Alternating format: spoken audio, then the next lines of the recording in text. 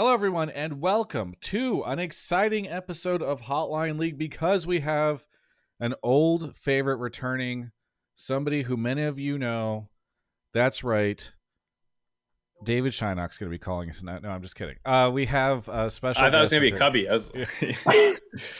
Yeah, Cubby, where are you right now? Because your eagle-eyed folks will notice that you sound and look differently. Yes, I'm actually on a golf trip with my dad and two of his friends. So we're in Arizona. Excited to at least taking advantage of some of the off season that we have and trying to get away for a little bit. And despite playing the worst golf I've played since spring, we're having fun out here. So yeah. Well, and I'm sorry to see that your luggage was lost and that you've had to wear your father's clothing. That's really unfortunate.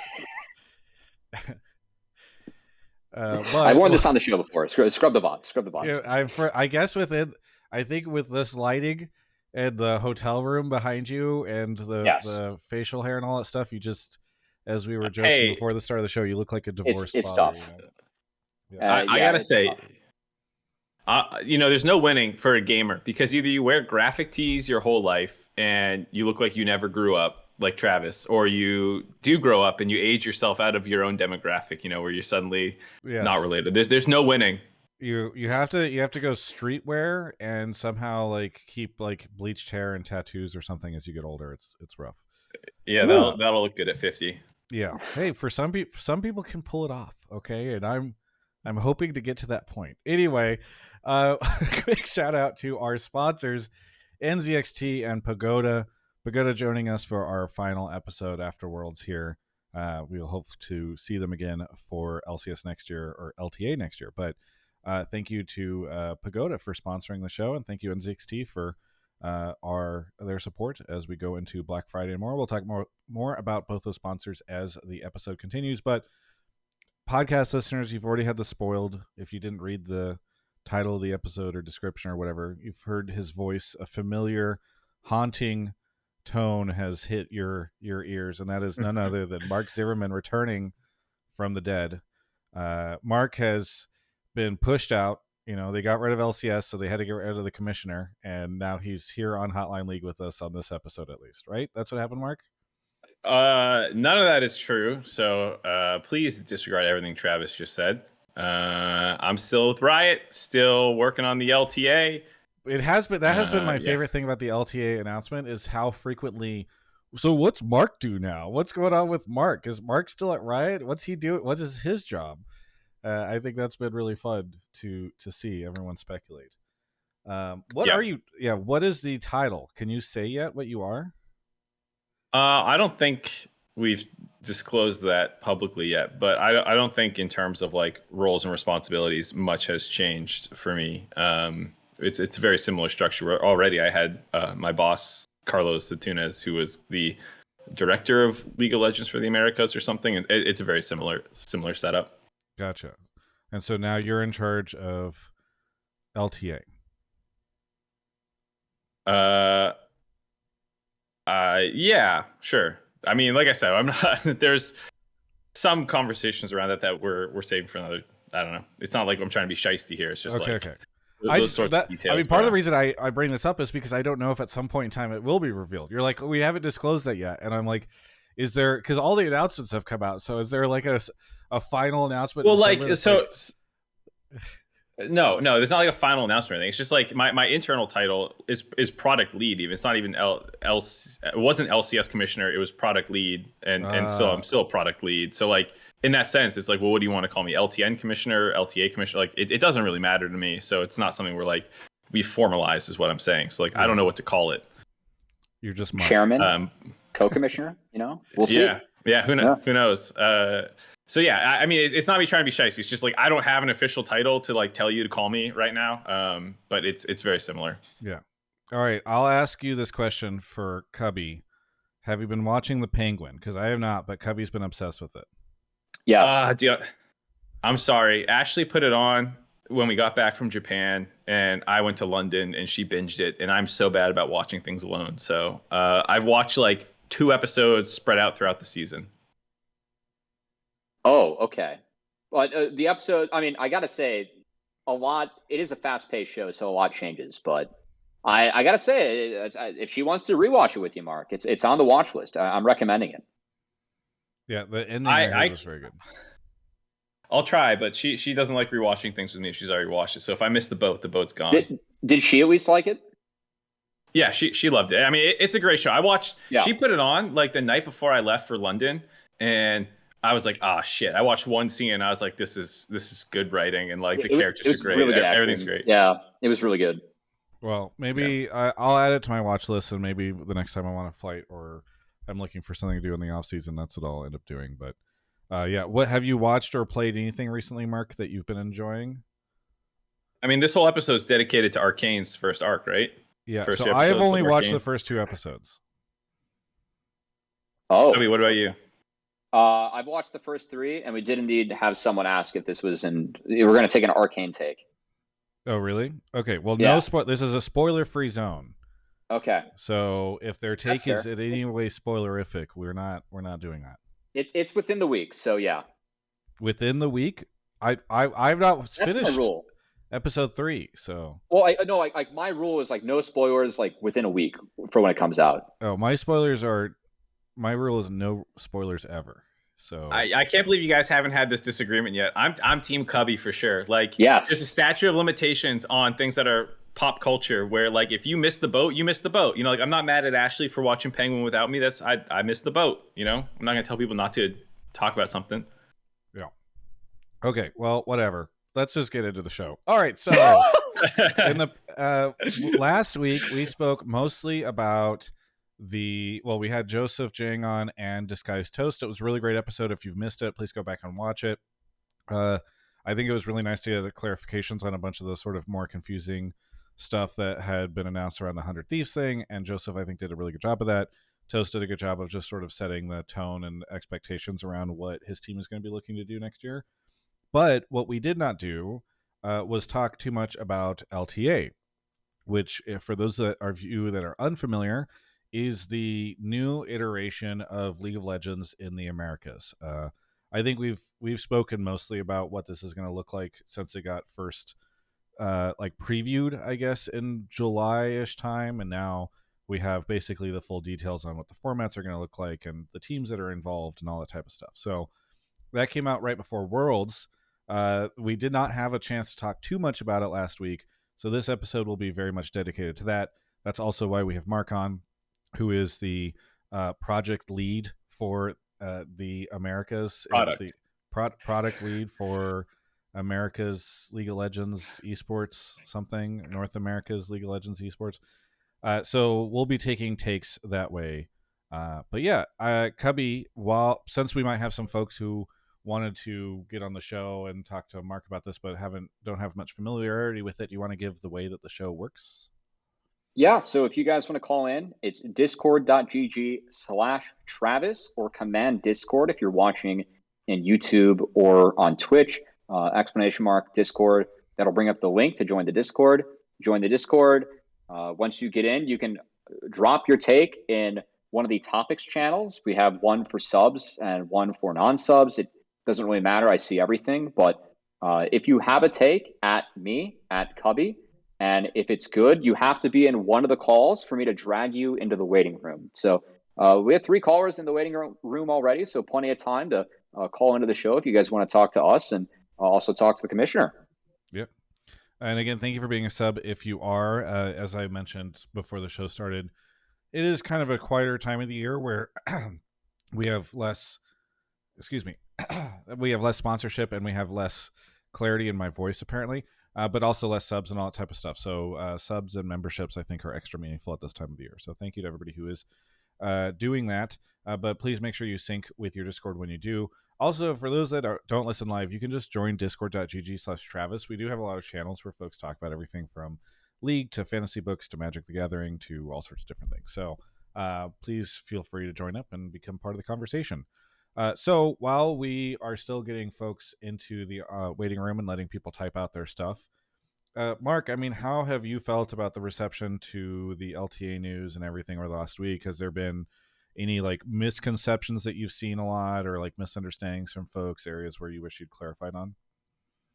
Not a ton. I think the overall reception was within expectations. I don't think we were expecting people to throw us a parade in the street when you do a rebrand and stuff like that. So the fact that it was not the most loved part of the change was expected, and that sort of stuff. I think expected some confusion around Split 3's format. I think there's a couple things in that video, that maybe we could have explained a little bit better.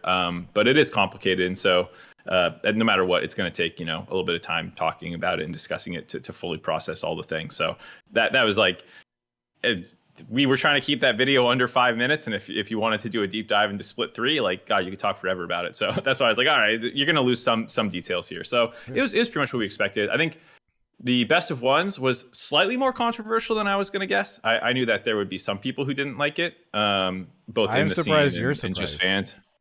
Yeah. Well, I'm surprised. Not that people didn't.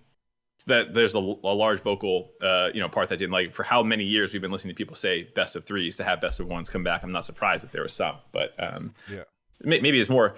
Some people are like, I'm gonna quit watching LTA is if there's best of ones. I was like, oh God, all right, jeez. Someone's passionate, but it wasn't unexpected that there would be some people having that feeling. So we were pretty ready to discuss why we're going with best of ones, which is what we tried to do on the dive pretty much right away. Because again, that video was just the details, not the reasoning at all. So that's why both the dive in here, hopefully we can provide enough reasoning that people see like, okay, there's the legitimate reason for it, even if they don't maybe still personally prefer best of threes. Yeah. Go ahead, Cubby. No, I was going to ask. I haven't seen this take yet, so. For me, I think the really interesting split is Split 3. I know that's the one where you can take a lot of time to talk about, but like what went into the decision for you guys to put Split 3 in Split 3? Because for me, Split 3 is the split that means the most, and so to see this like format that I find really unique to be in the split where it does mean the most, I was a little bit surprised by. So like, what went into you guys, electing to have that split at that time of year? It's actually a really good question. There's two parts here. One, we're confident that it will work and be cool. So even though it's complicated, we think it is a really good format.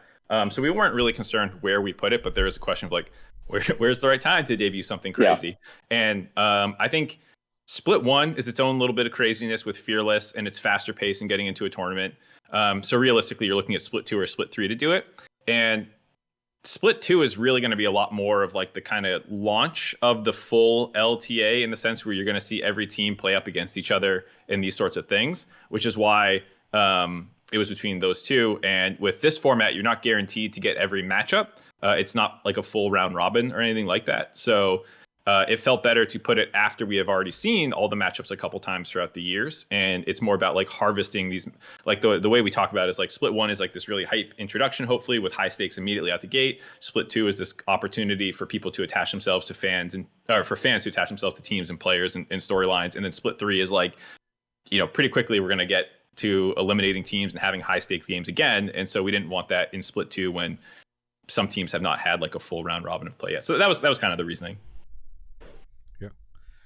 Were you one of my favorite things when the announcements hit? I saw this conversation thread on Reddit. I don't know if you saw it, where they're like, I can't believe they waited till Mark was on his honeymoon to brute force all these changes. They took advantage of Mark, like literally the moment he went away, Riot executives took advantage of this to like put these changes through. All of his hard work is done for the year. I feel so bad for him. And like these got like there was a lot of conversation. There were like upvotes around this stuff.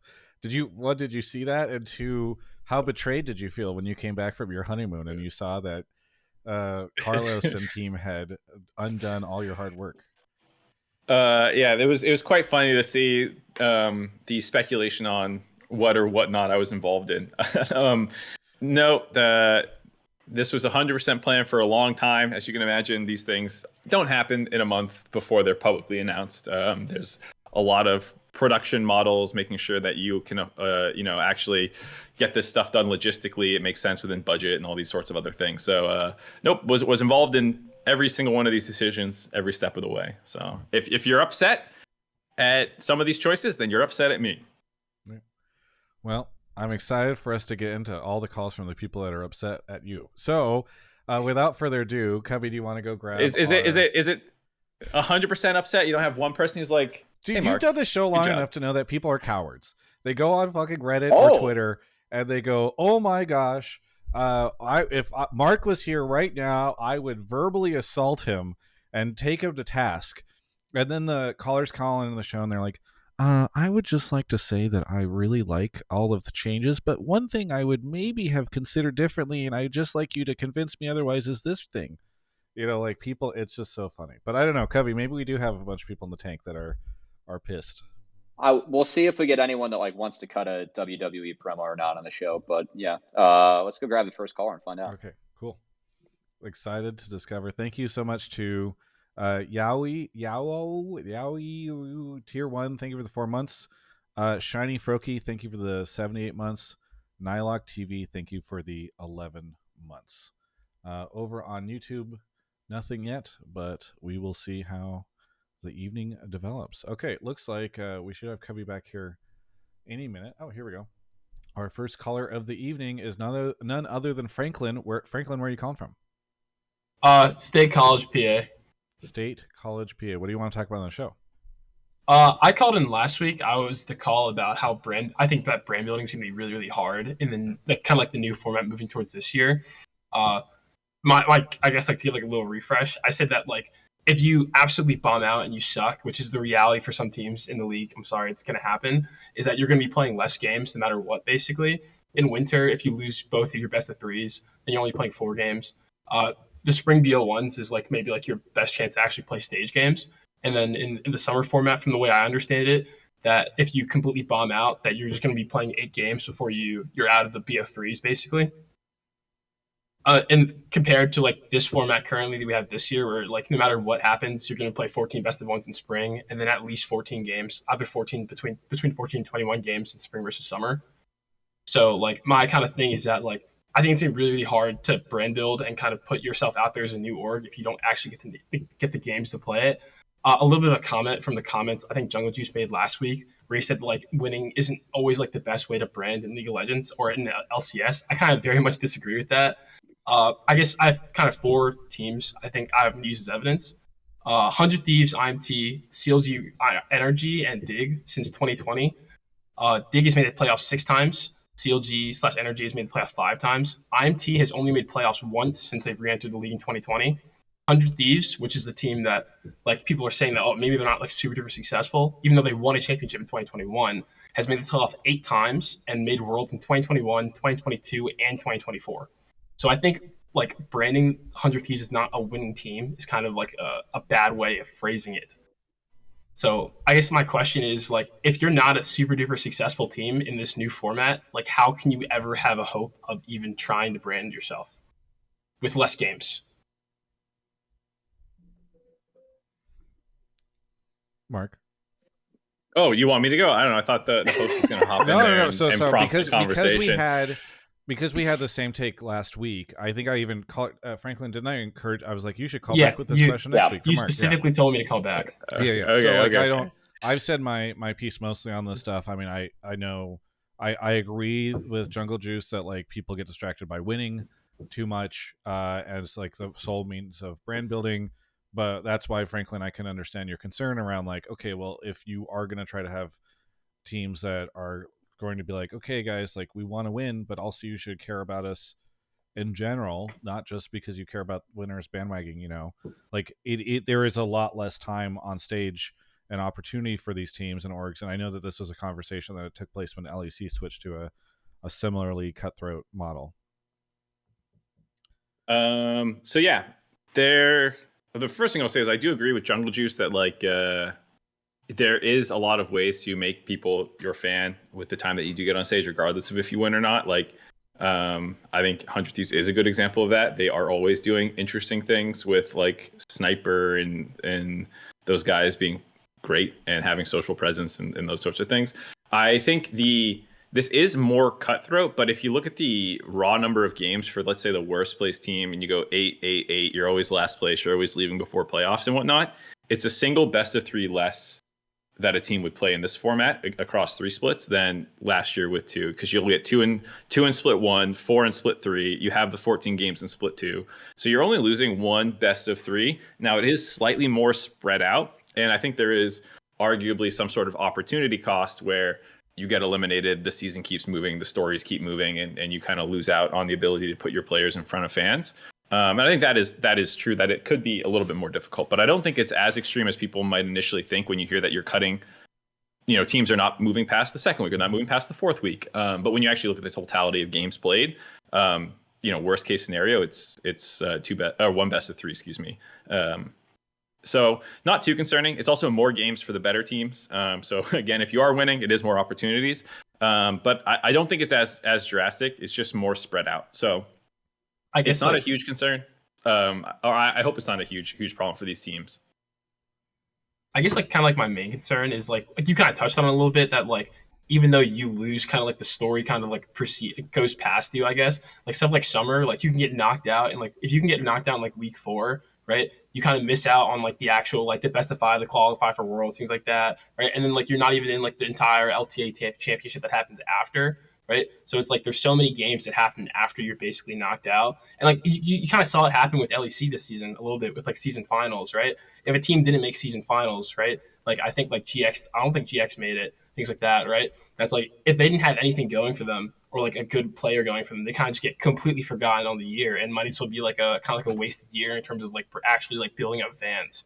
So I guess that's like my really big concern, because like I said, like Jungle, you said that like winning isn't the best. That you don't always have to win, but like I think as a fan and like from like experiencing like a team like IMT, that I think like is like IMT hasn't won anything since they came back in the league in 2020, right? And I think that like not being able to even compete at all, right, has just shown that like if you don't put like a competitive product in front of the fans when you're playing the games, like it doesn't matter basically, because like I don't think it's even possible for you to like brand, I guess. And less games just means less chance to win.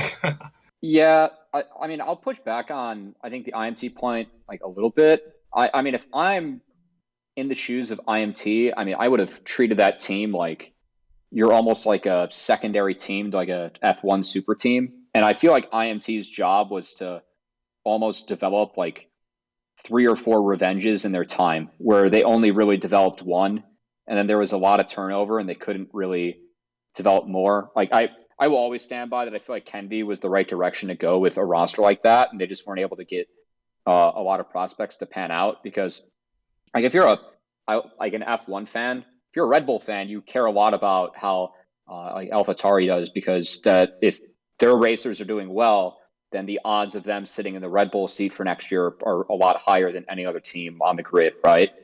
So for me, I think there are other ways to engage in fandom. DSG wasn't the most winning team that we had in NACL, even though they did win their debut split. I think that a lot of people grasped on, not because it was just Toast, but like Toast would joke about how he's going up against the $1 billion orgs, and they had T-shirts with like stick figures drawn on them, and people like really enjoyed that and kind of the goofiness coming back into gaming. And there was a lot of like wholesome energy, especially that you could directly support the team with Patreons, and a lot of the players saw really big streamer bumps just because they were associated with Toast. So I think that there are ways to engage, and I feel like teams that understand that they're going to be lower on the grid or have lower payrolls, like they have to be smart about how they want to engage fans, and also have to be smart about how they want to attract players to those teams. And I just feel like the lower teams that we had in the LCS era, like really failed to do any of like most of that, right?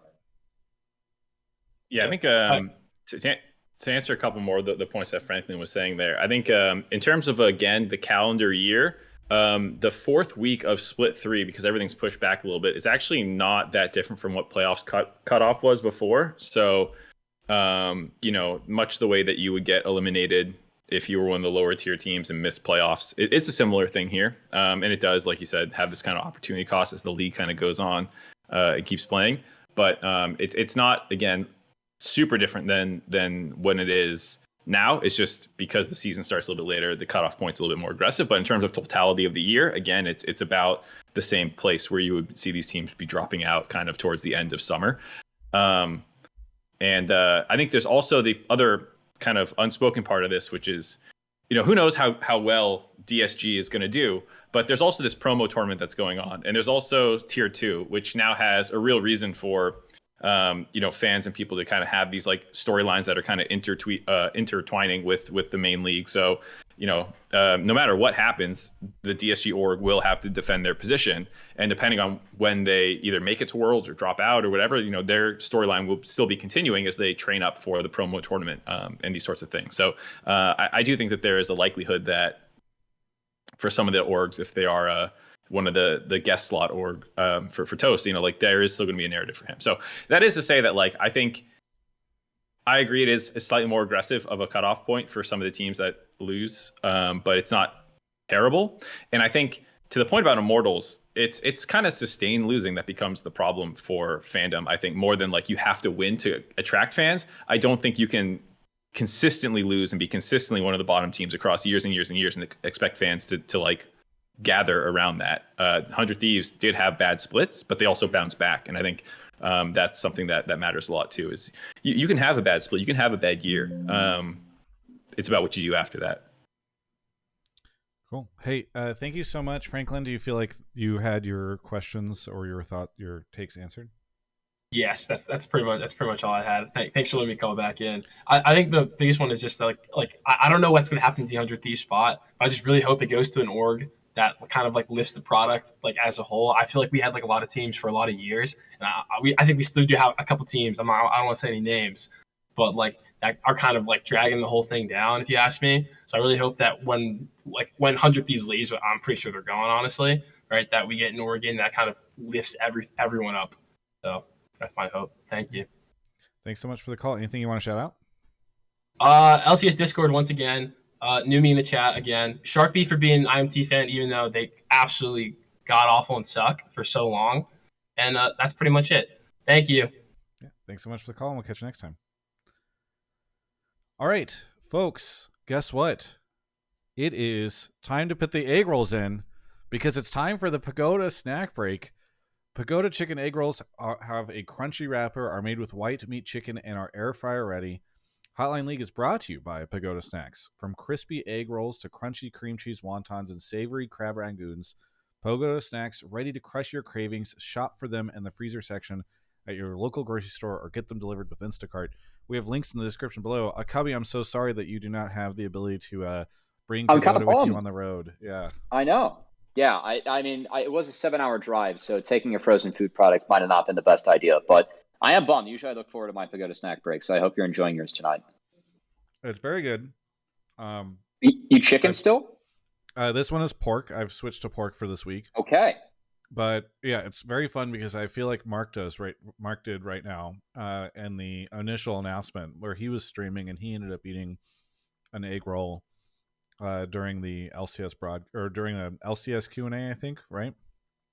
Yeah, we did one of our first and only, I think, live stream Q&As, which we'll see if we can do some more this year. But yeah, it was a very fun way to reveal Pagoda joining us, and they're a great partner. I'm jealous. I didn't have any. I should have walked up to you. I also still need my keys, so I should have come up for keys and Pagoda so I could join you in eating this. Yeah, you were here the other day, and we had just talked about while getting coffee that I need to give you your keys back from. For those that don't know, I had to take care of Mark's animals while he was at his honeymoon, and I could have given you what kind of animal? I just don't want to get into it. Anyway, my cats. And I could have hooked you up with some Pagoda egg rolls because I think we had a strong suspicion that you'd be on the show this week, so I should have done that. But also, I should have given you your keys. Either way, thank you so much to Pagoda for the snack break, and thank you to them for sponsoring our Worlds coverage.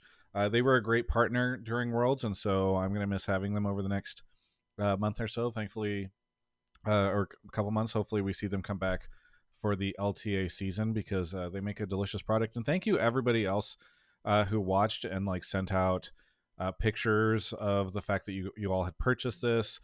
We really did send those to Pagoda, and because it's early on in the partnership and also early on in their time in esports, I think it's really cool for them to see those direct results. So yeah, even Cloud9 in the chat says Pagoda is C9 approved. They might not like best of ones, but they like Pagoda. Thank you so much to Pagoda for sponsoring the show. You can check out the link to buy them in the description. Palafox says, Travis, I tried to play MTG Arena and it's too complicated. I'm going to play MTG by myself. Just do the tutorial, you dummy. Is that LCS? You just not play just in the chat? LCS is just LCS is just in the chat. That's so weird. I heard it's a dead channel. Is that your Is that you, Mark? Who could say who that Or is? did you accidentally forget you're logged into the LCS Twitch account instead of your own No, account? I knew I was. I knew I was. That's so because funny. I get ads because I'm not subbed to you on this account. well, there's a great way to change that. All right. Anyway, let's move on to the next caller. This is so funny. Kevin, you want to go grab him? Yep. Oh, he's off. All right. Thank you. I was just saying. Sorry. Go ahead. No. I was just gonna shit on Magic, so forget it. I have to eat this egg roll. Take your moment. I was just gonna say that Palafox should just not play MTG. I've been playing. You asked what I was playing around. I'm playing Metaphor. It's good. Metaphor Refantatio. We had 42 people at 100 Thieves yesterday, including Palafox. Palafox came out and played for the first time, and it was really cool. We had a whole bunch. I will say, as much as I poo-poo it, it is cool that there's so many people like going, and it feels like it's getting bigger and picking up steam. Spica was there. In the league. Deanna, who used to be up in the press room coordinating the press stuff, she came by. She's at Sentinels now, I think. Raz was there, which was very funny.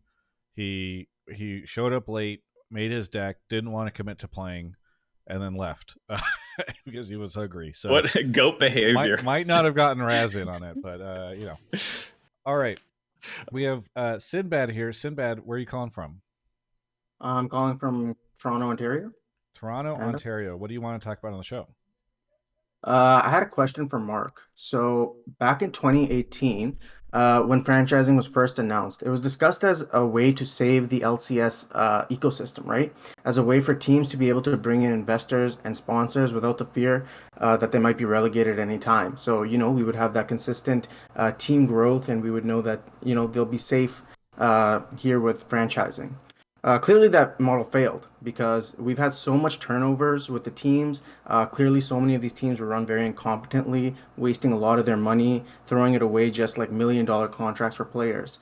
And so now with the new model that we brought in, or that the LTA will be bringing in for the next year, why should we believe that the new system will be sustainable and that, the problems that were happening in the last couple of years aren't going to be around? Because I'm looking at maybe like the list of teams and I see Dignitas and a Shopify Rebellion, and I don't really think these teams have that stake in the future that you would want for these teams. So how is the new model an improvement to the old one? And what steps have Riot taken to implementing rule changes or other changes to ensure that we don't have these terrible teams and that we have teams that will finally start caring?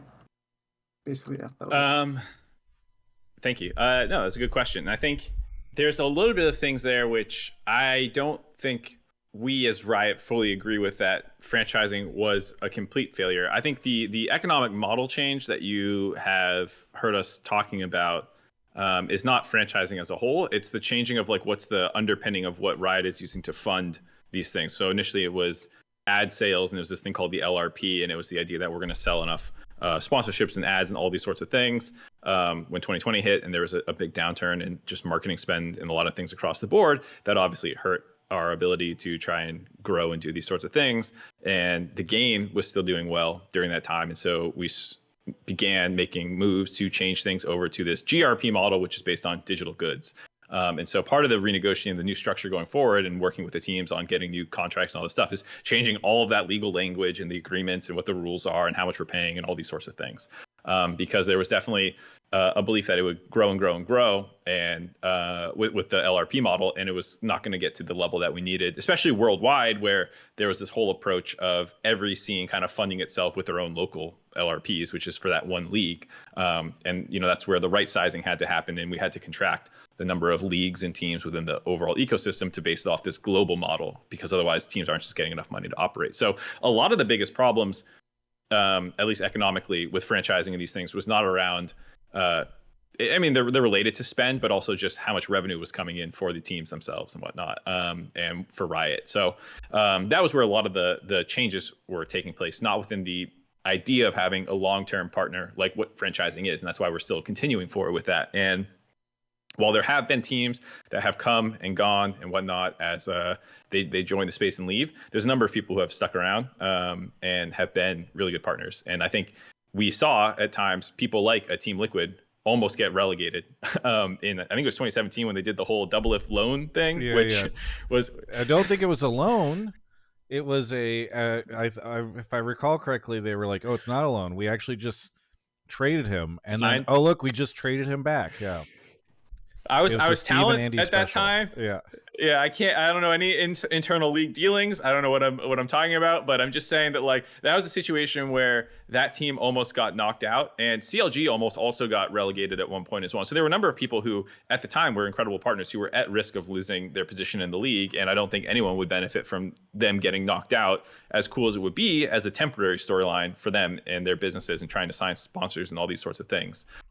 It was a problem for them. So when you're talking about signing 2-year contracts with players and putting them on the GCD and league minimums and all these like legal things that have kind of really modernized and professionalized the scene, it would be really hard to do in the old structure, especially in the United States. So there's a number of things that come along with franchising beyond just like partner selection, and I think those things are still good qualities, and that's why it's not fully opened back up and everyone can get relegated and all these sorts of things. What do you like to address kind of something that the caller was saying? I'm not going to have you say names or force you to acknowledge this, Mark, but I think the Mark that was not the commissioner a year ago, or I guess you've been for about a year now, right? So a year and a half ago, would have been on the show acknowledging that there were some people who were not great partners for the league. So I guess a good question is like, is there any opportunity in the future to be able to take stronger action, I guess, on teams that are perhaps not hitting the bar that the league would like them to, or that fans are would like them to? Just because I do think people are kind of tired of like a team comes in, they clearly are just hanging out, they're not like going to do much, and then they leave. Eventually, it just kind of feels bad for people, or even if they don't leave, they just like hang out. So I don't know if there's any plan to be able to like help hold teams to a bit of a higher standard, or at least hold them more accountable. Yes, and I'm trying to. I apologize. This is something where I would have to double check. You know, like I don't want to disclose everything that's in the like how the financials work and all that stuff. But I can maybe ask something directly that can help if it's like a yes or no. Okay, you can try, and then I'll see what I can noodle on and rack my brain. If, let's say, one of the now 5 LCS team slots sell, like if it sold, would the buyer have to buy into a permanent position as 5, or could they opt into being like something like a provisional guest team, the way that 100 Thieves is this upcoming year? No, so anything like that, it's as it was in the past. There's no changes to like our partners currently. Most of that stuff is all the same. Most of the changes were due to the economic model changing. No, what I was going to say is the economic model itself does have, I guess, like what you would call incentive structures built into it going forward that I don't think were necessarily there in the previous one. And so I don't want to get into what those are and like these sorts of things. So I mean, to help you out, whenever I interviewed Needham back in 2022, he talked about how the Valorant permanent partnerships were structured in a way, or long-term partnerships, I guess, were structured in a way in which there were revenue incentives based off of like brand, like milestones and that type of stuff, to perhaps not just celebrate teams for on the or in-game performance, but also for their ability to build fandom within the league. And so given how much of the league has moved towards a Valorant model already, I would assume that similar incentives are in place for league. Yeah, there's definitely things like that within the agreements to make sure that like because I think the thing that people are always worried about, there's just some bottom feeder team taking minimum stipends and payouts and these sorts of things and not contributing to the league in a positive way. I think that's what, to the caller's question and to your point, like what people are worried about. And I would say, I think this model is set up in a way to really disincentivize that. And so I think it's in a good spot for those sorts of things.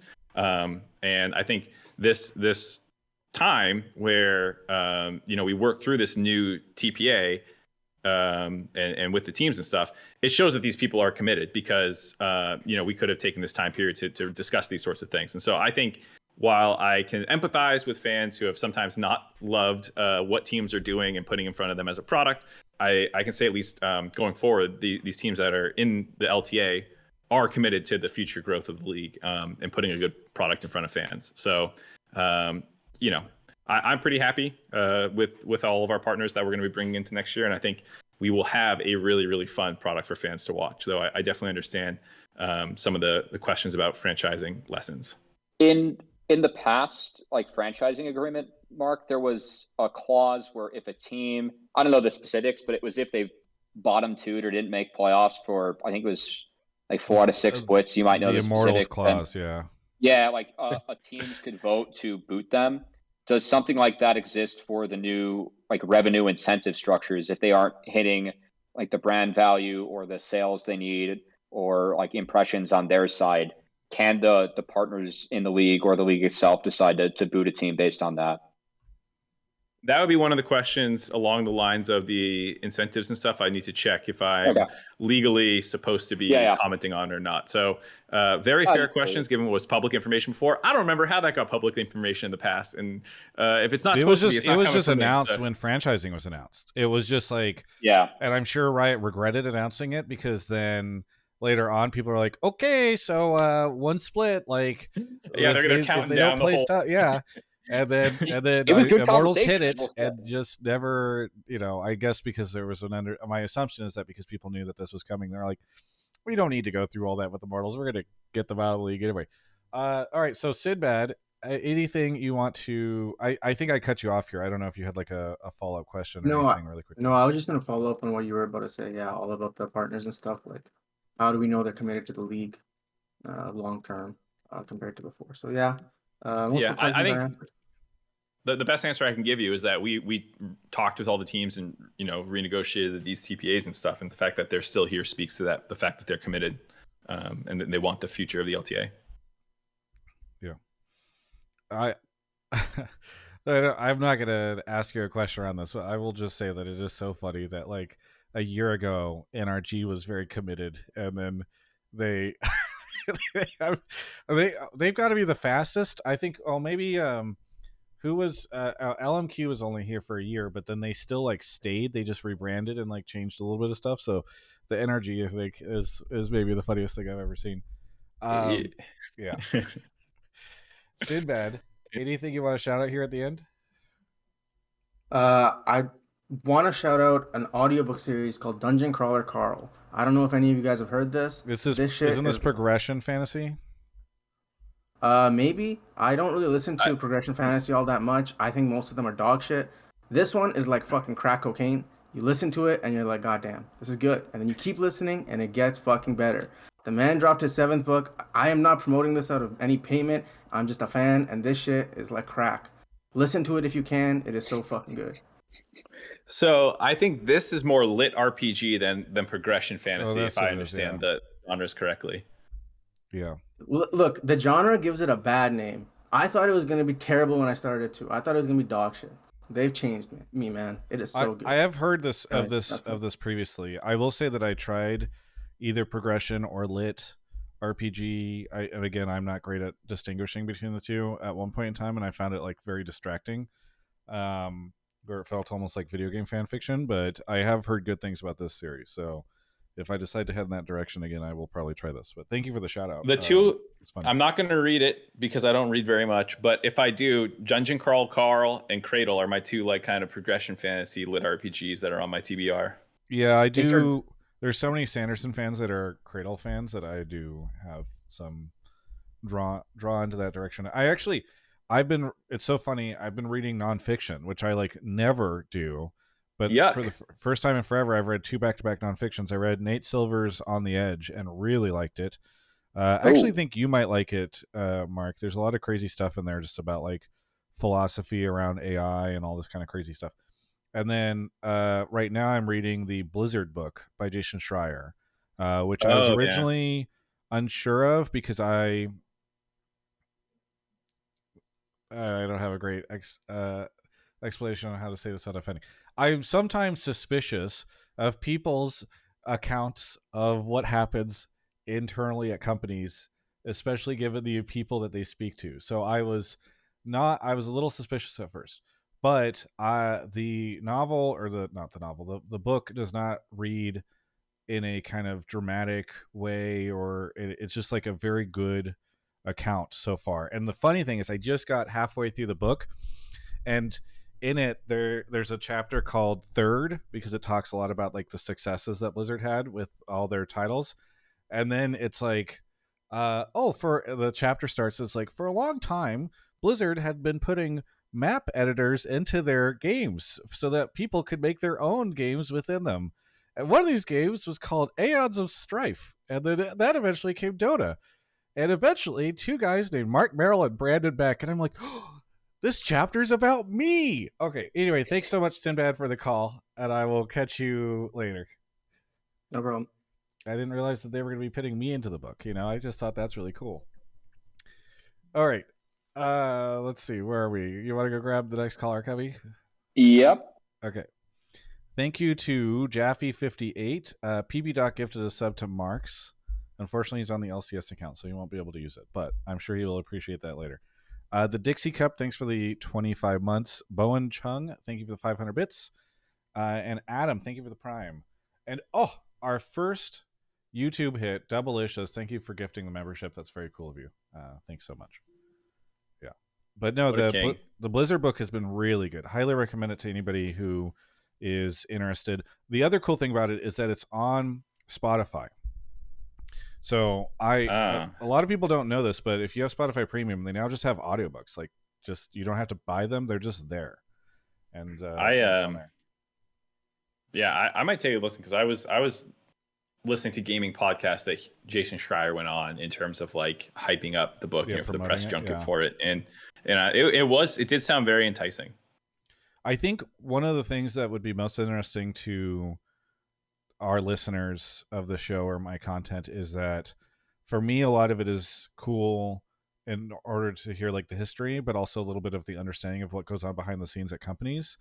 But like a lot of people a lot of fans of video games often, I think, miss a lot of the understanding of how things internally at companies break down, or why you end up with like weird decisions in certain ways.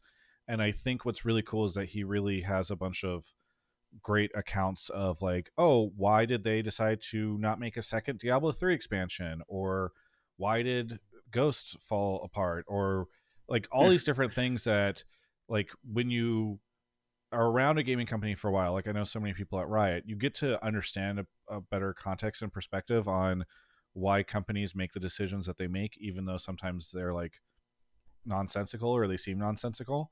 I'm not saying it means that they're good decisions, but you kind of understand like why. You're like, listening to the book, I'm like, oh yeah, that makes sense, because companies do stupid things like that all the time, and this is how they arrive at this decision. So I think it's pretty good. And yeah, you can just listen to it as a podcast, Mark. I think it's pretty good in that way. Cool.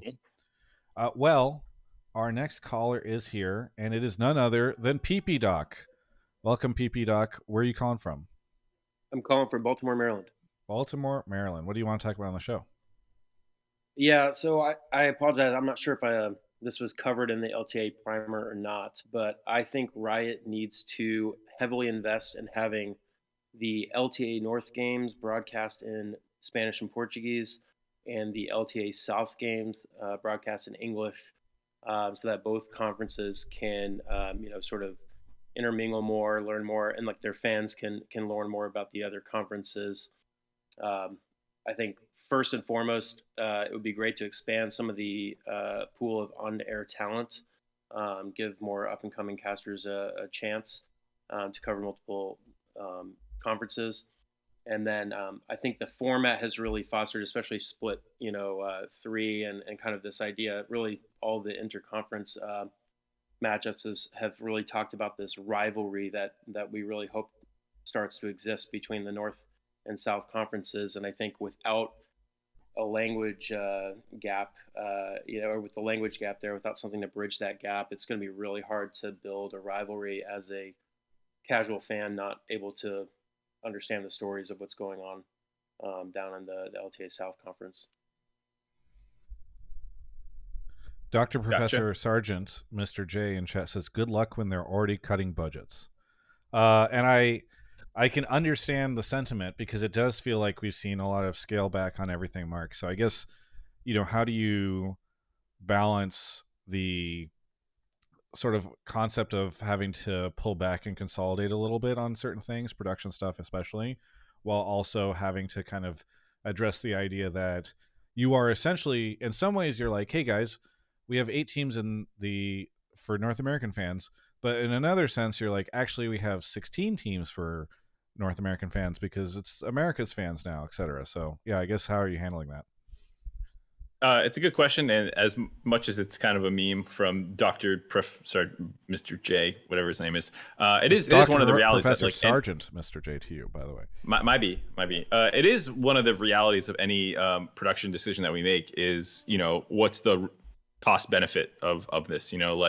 I think the idea that you're going to have every language covered and all games and all these sorts of things makes initially a lot of sense. But you also have to look at like time zones and when they're playing and these sorts of things, because if you stack them on top of each other, you also fragment the viewer base. But then if you put CBLOL or the South games when CBLOL was traditionally on, that is starting for West Coast fans like way before they would wake up. And so there's a lot of these sorts of things that you have to look at for when you're building it. Did you pull Kobe and Azale into a room and say, "Get ready to learn Portuguese, buddy"? Yeah, so get ready to learn Portuguese. You're waking up at 4 a.m. now to cast from your bedroom before then you go to the Riot Games Arena in LA. No. So yeah, you would love it. So obviously that is not what we're telling our talent to do. That would be very stressful and tax them too much. And I think for us, the most important priority, number one, was that for the fans of the different regions that are coming together to make the LTA, that they have a primary language feed to watch where their teams play. And so for the North, that's English and Spanish. For the South, that's Portuguese and Spanish. And those will be the primary languages that we cover completely. From there, we're going to try and look for partners who can help deliver the other cross-conference languages. That's one of the advantages of co-streaming and whatnot. Like for the South, Baiano was co-streaming Brazil, what was LCS after the CBLOL ended, and was getting a lot of viewership and getting a lot of interest in that sort of stuff. And same with some of our Spanish-speaking co-streamers. We're getting there's Toad Amarillo, who was getting a lot of viewership, and even more than what the LCS official Spanish feed got back when we had an official Spanish feed. And I think what we've learned from this is that it's probably better to connect with someone who can bring it to their audience in an authentic way, and have them, have this opportunity than to really invest, especially in year one right away into seeing and kind of spinning these things up. So we have some historical data for the decision, and that's what we're going to do is just find these people. I think the other point to what you guys were saying is making sure that people feel connected to these teams. That's then on us as a product and the broadcast team to elevate the stories that are going to be relevant. So for Split 1 and Split 3, that's pretty easy because you're going to see these games played against each other's conference. North and South are going to play in the LTA, and you're going to have these opportunities to learn about these teams. And we intend to have what we call, there's like 3 categories of content that we're going to have to make next year. There's LTA as a whole, which is covering everything that's going on that's relevant for all fans. Then there's going to be your inter-conference level of information for an LTA North fan who just kind of wants to watch LTA North. And then for the curious fan who's wondering about the other conference, you will have these kinds of cross-conference kinds of content that are informing you across the years things are happening. And I think awards and these sorts of things like All Pros and whatnot will help kind of direct fan attention into what's going on. And I'm pretty confident that these approaches all combined together will give fans enough understanding of what's going on in the other conferences if they have an appetite for it to watch. Okay, so right now, or I guess for this year, you had like, these are the LCS co-streamers.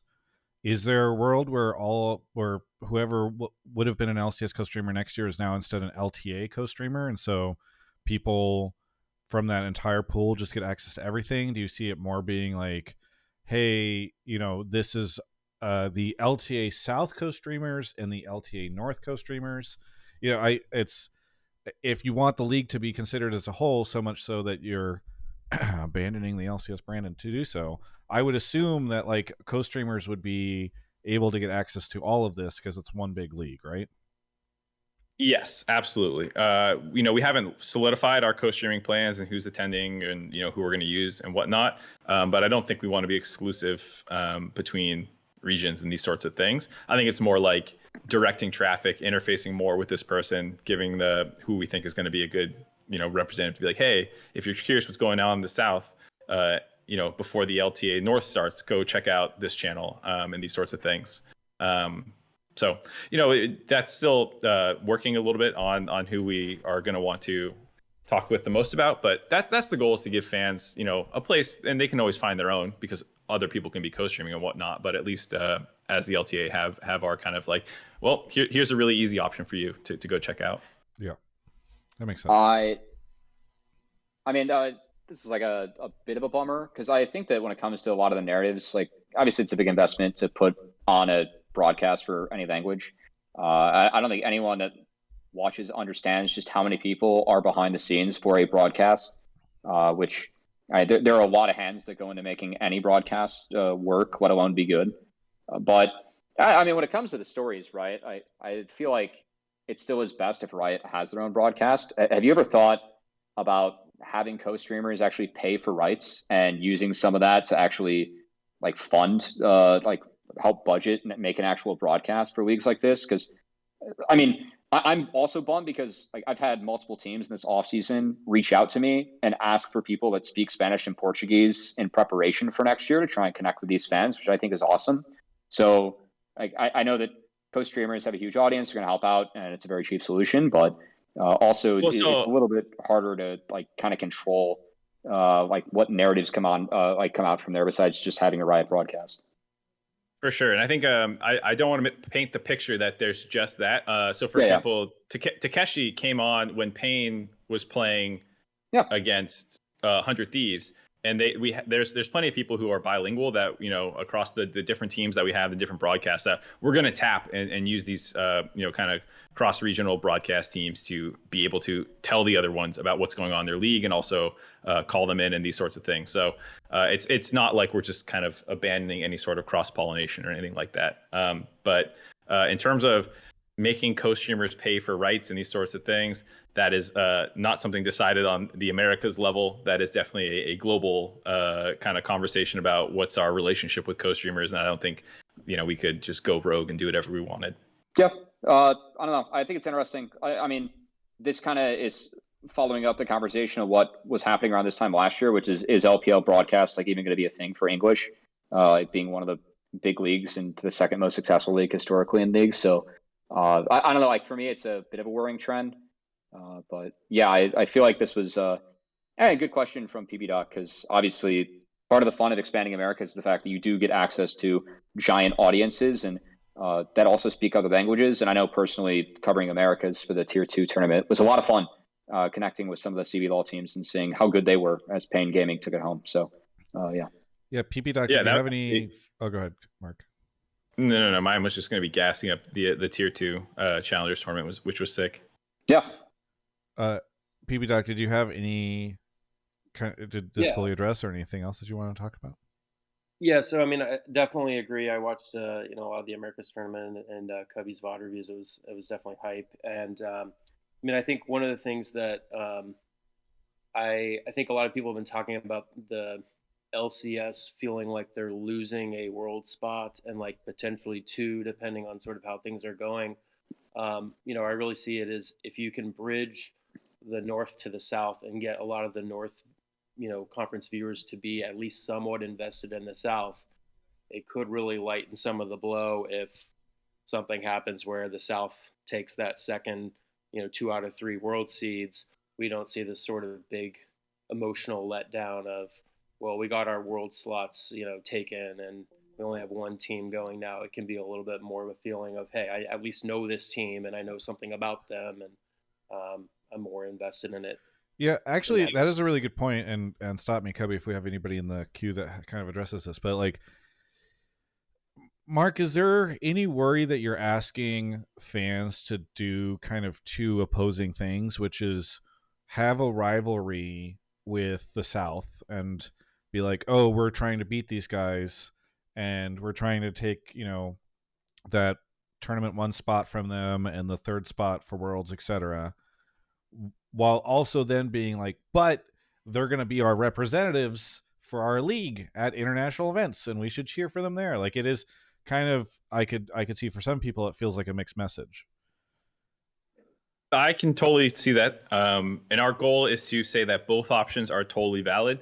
I think for people who watch a lot of sports, maybe they can relate to this, but like sometimes in the playoffs, your team loses to a rival, and then you're like, well, if they lost to them, I at least want that team to win the Super Bowl or something. Because it's like, well, shit, they beat us, so now I kind of want them to win. And you see this a little bit even in NA versus EU.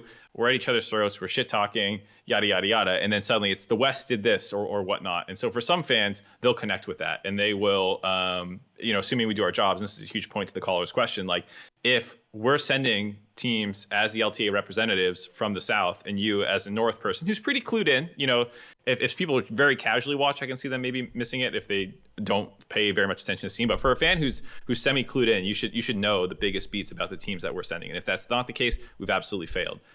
Whether or not that turns you then into a fan of that team when they're a representative of the LTA is a different question, depending on your kind of fandom. And I think for us, that's kind of what we're saying is, yeah, when it's these cross-conference moments, we want them, fans riled up, talking shit, having a good time. It should be competitive.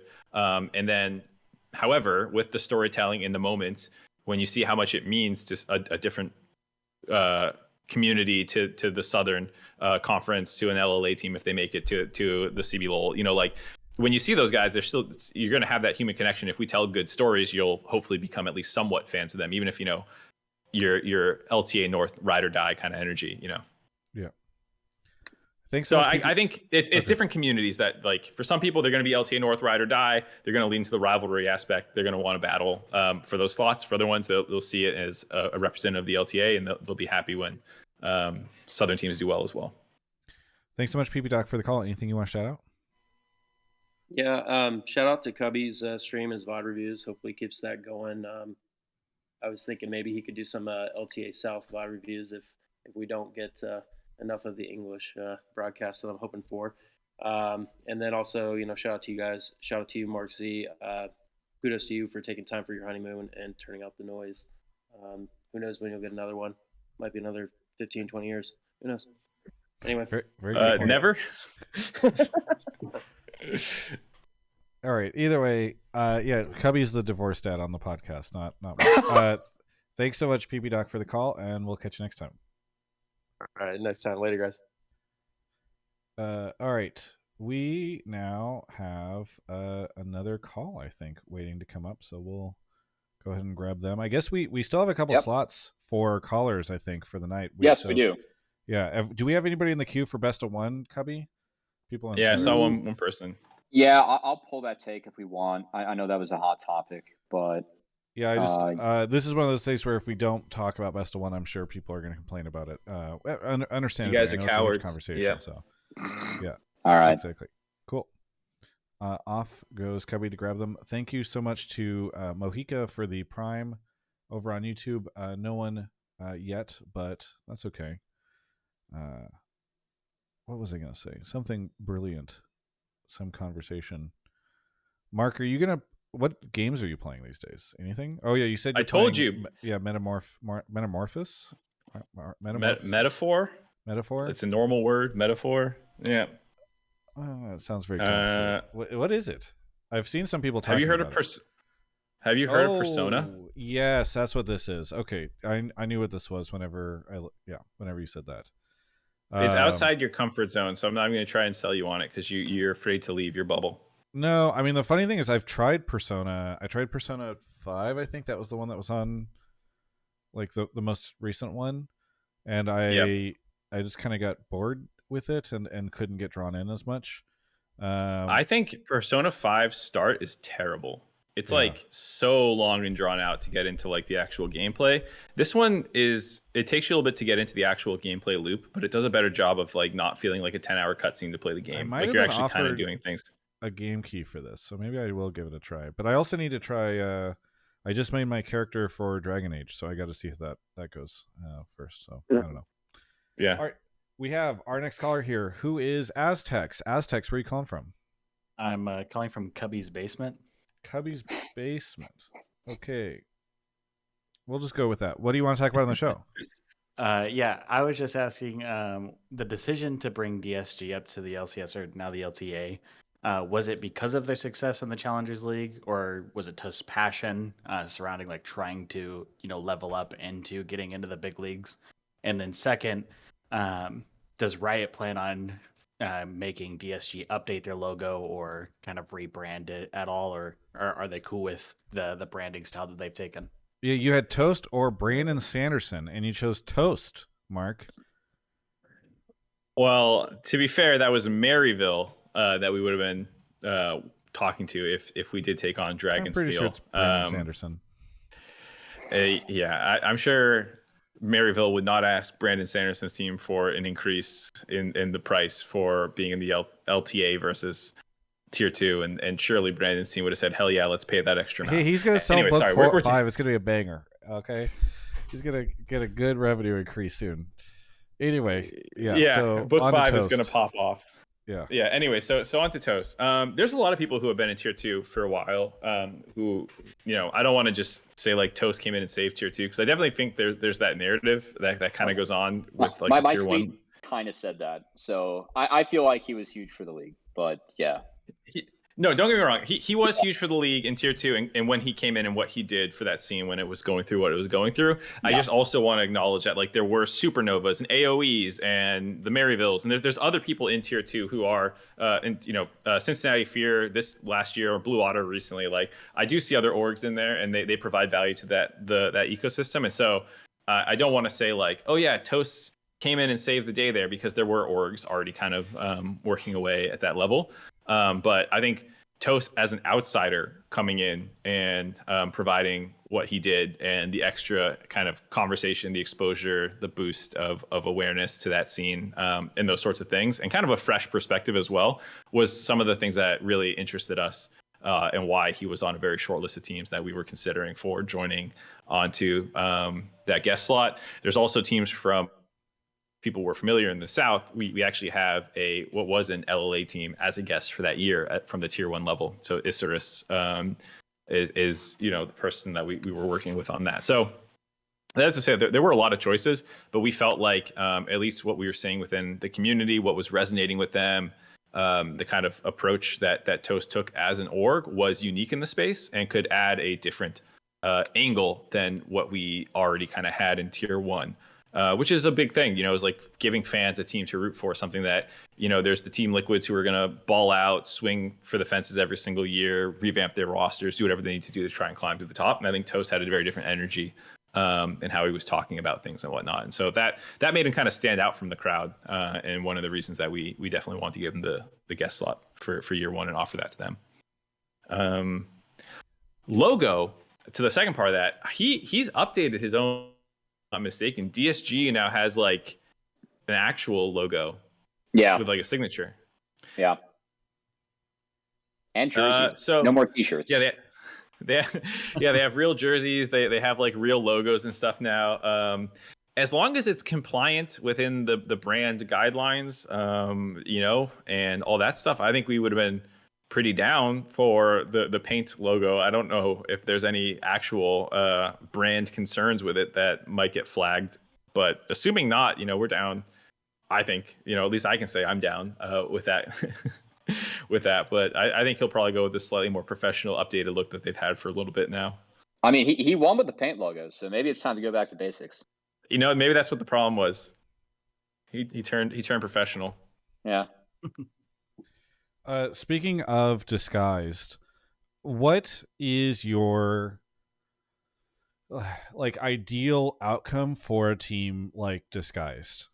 Because is it a situation where they're just in the league for the next 5 years? Like they just are able to defend their spot and they become essentially a team that even if they're fighting for their spot, they're always just good enough to keep it. Is it better actually if there is some churn for this guest spot, considering it's considered a guest spot and the whole idea is to have teams that pop up and down? I don't know. I don't know if you can speak to any of that.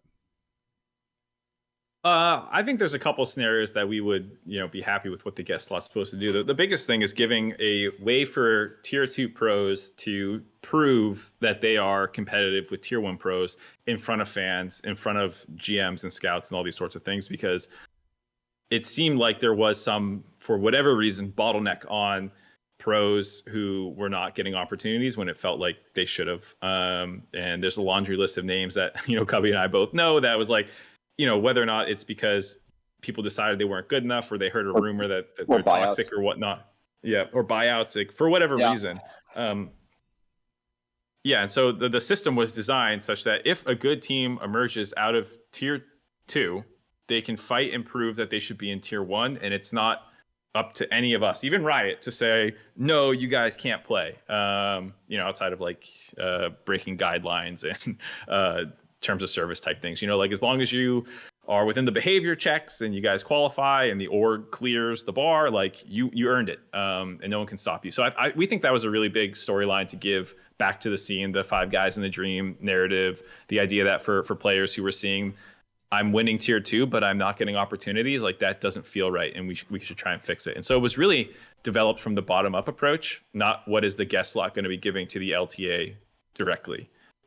It's more about what it's going to be doing for the overall ecosystem in tier 2.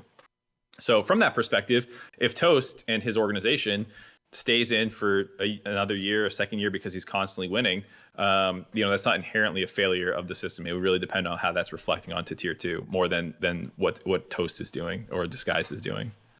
To kind of flip that around, Mark, like talked about like what the guest, not as much what the guest spot like brings to LTA, but also like what can the LTA bring to the guest spot? Obviously, it's a huge exposure buff, and you play in tier 1. But are there any like resources or things that a team that does make the guest slot will get access to? Because you and I both know that like some tier 2 teams, and what's cool about like promotion relegation being back is that 5 guys in a dream is real, right? So if you do get a situation where it is 5 guys in a dream and they don't have a ton of infrastructure, like, is there anything that the league is ready to do or at least like help out with in terms of the transition to being a legit tier 1 org? This gets into some of the business conversations and clauses and stuff that we were talking about before. So I'm not sure how much I can say without double checking with comms and legal and stuff, but they're definitely not like, they definitely are in a partnership with us. We, give them financial help. They're participating. They have GRP available to them for the year that they're participating in these sorts of things. It's not going to be the same deal that we have with our partner teams, obviously, but we're not expecting them to like put a massive bill to like, that's your reward for winning, is like you get screwed financially. That would be a failure of the system. And so that's not like the goal at all. Charging a team to get the trophy that they won, something like that would be crazy. I know what you're referencing, and I have a lot of opinions about that, which it's may or may not be just. It's under a different team at Riot for context. I just love to make the joke.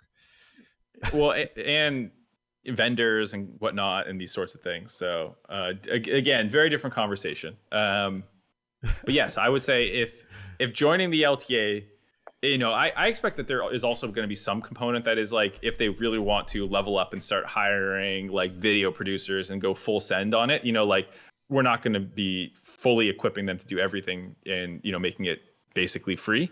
But we are going to be, giving enough that they should be able to operate their team at least at a expected level with everything in the GCD and all the, like, you have to have a coach, you have to have a GM and these sorts of things. So how much more they want to put on top of that will be kind of up to the teams that qualify.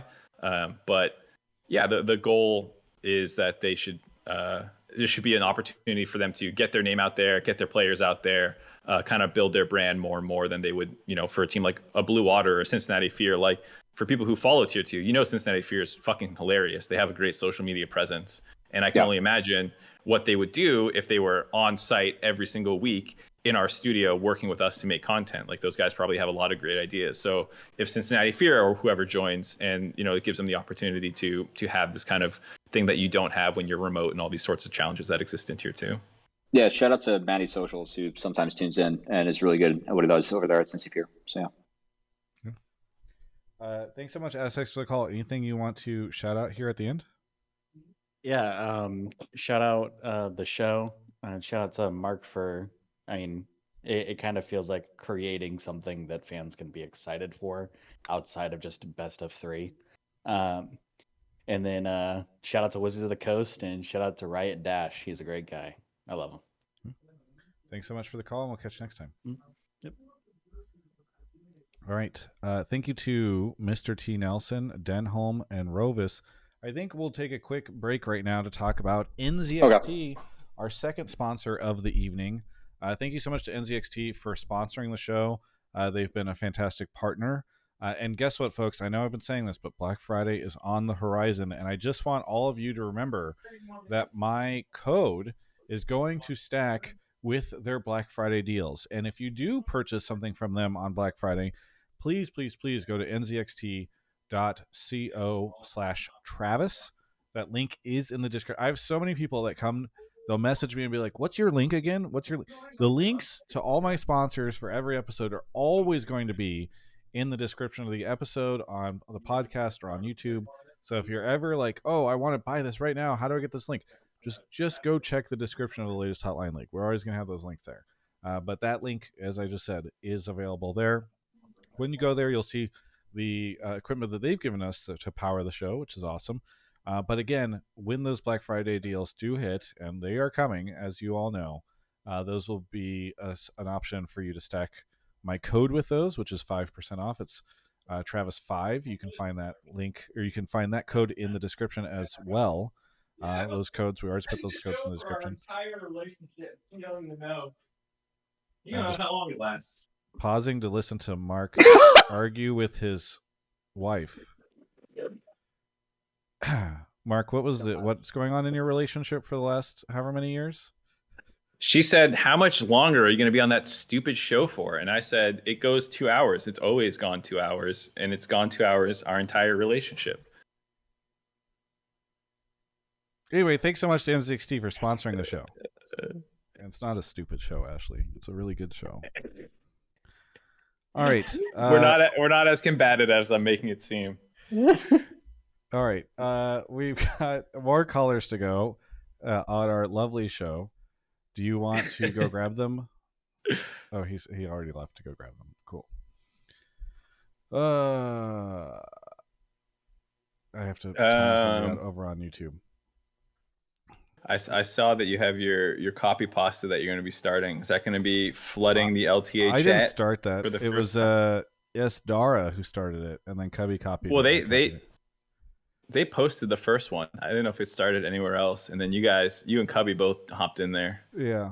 Listen, I'm down. For a while we didn't allow copy pastas in the chat, and I don't know why, but they're good for engagement. I've been telling Travis for years. I'm glad you finally got through to him, Cubby, that he has the least fun Twitch chat on Twitch. You can't use any 7TV emotes. I'm working on emotes. That's next. Yeah. You can't do copy pastas. There's all these things, and so I'm glad you're breaking them down. Can you use copy pastas on the LCS account? I think you guys might have this disabled. We have slow mode, but I don't think we have whatever it's called, like non-repeating phrases mode. Sometimes it goes into emote only mode, especially when IMC is playing. Well, we had emote only because we didn't have subs for a long time, so you couldn't put things in sub mode if chat started going off about something else. So any politics start popping up, any of these things, we had to go to emote only. But yeah.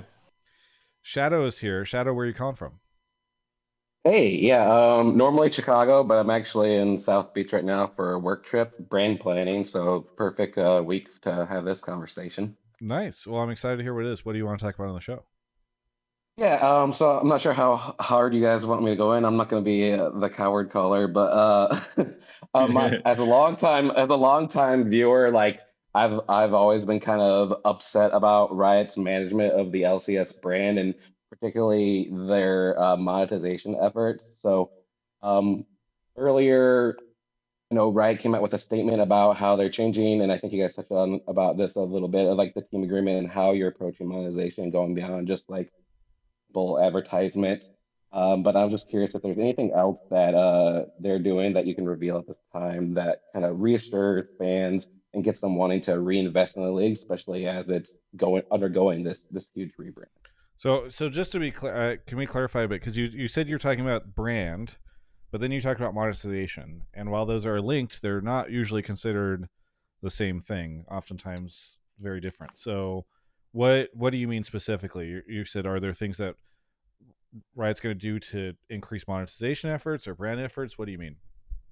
Yeah, it's more so like around like the long term health of the league. So obviously monetization's been a part of the issue, and like as a part leagues kind of like in this middle sort of spot and going under like a rebrand.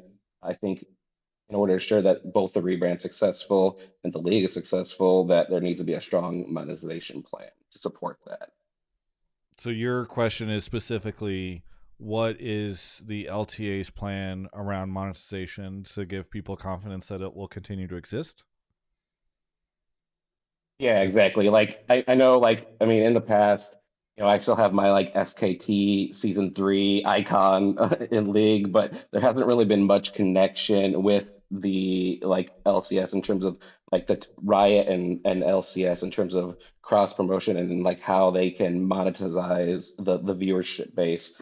I mean, Riot didn't even have subs until recently, right? Okay, so you're saying you want ways for fans to be able to support the league and engage with the league in monetary ways to support the league. Exactly. Okay.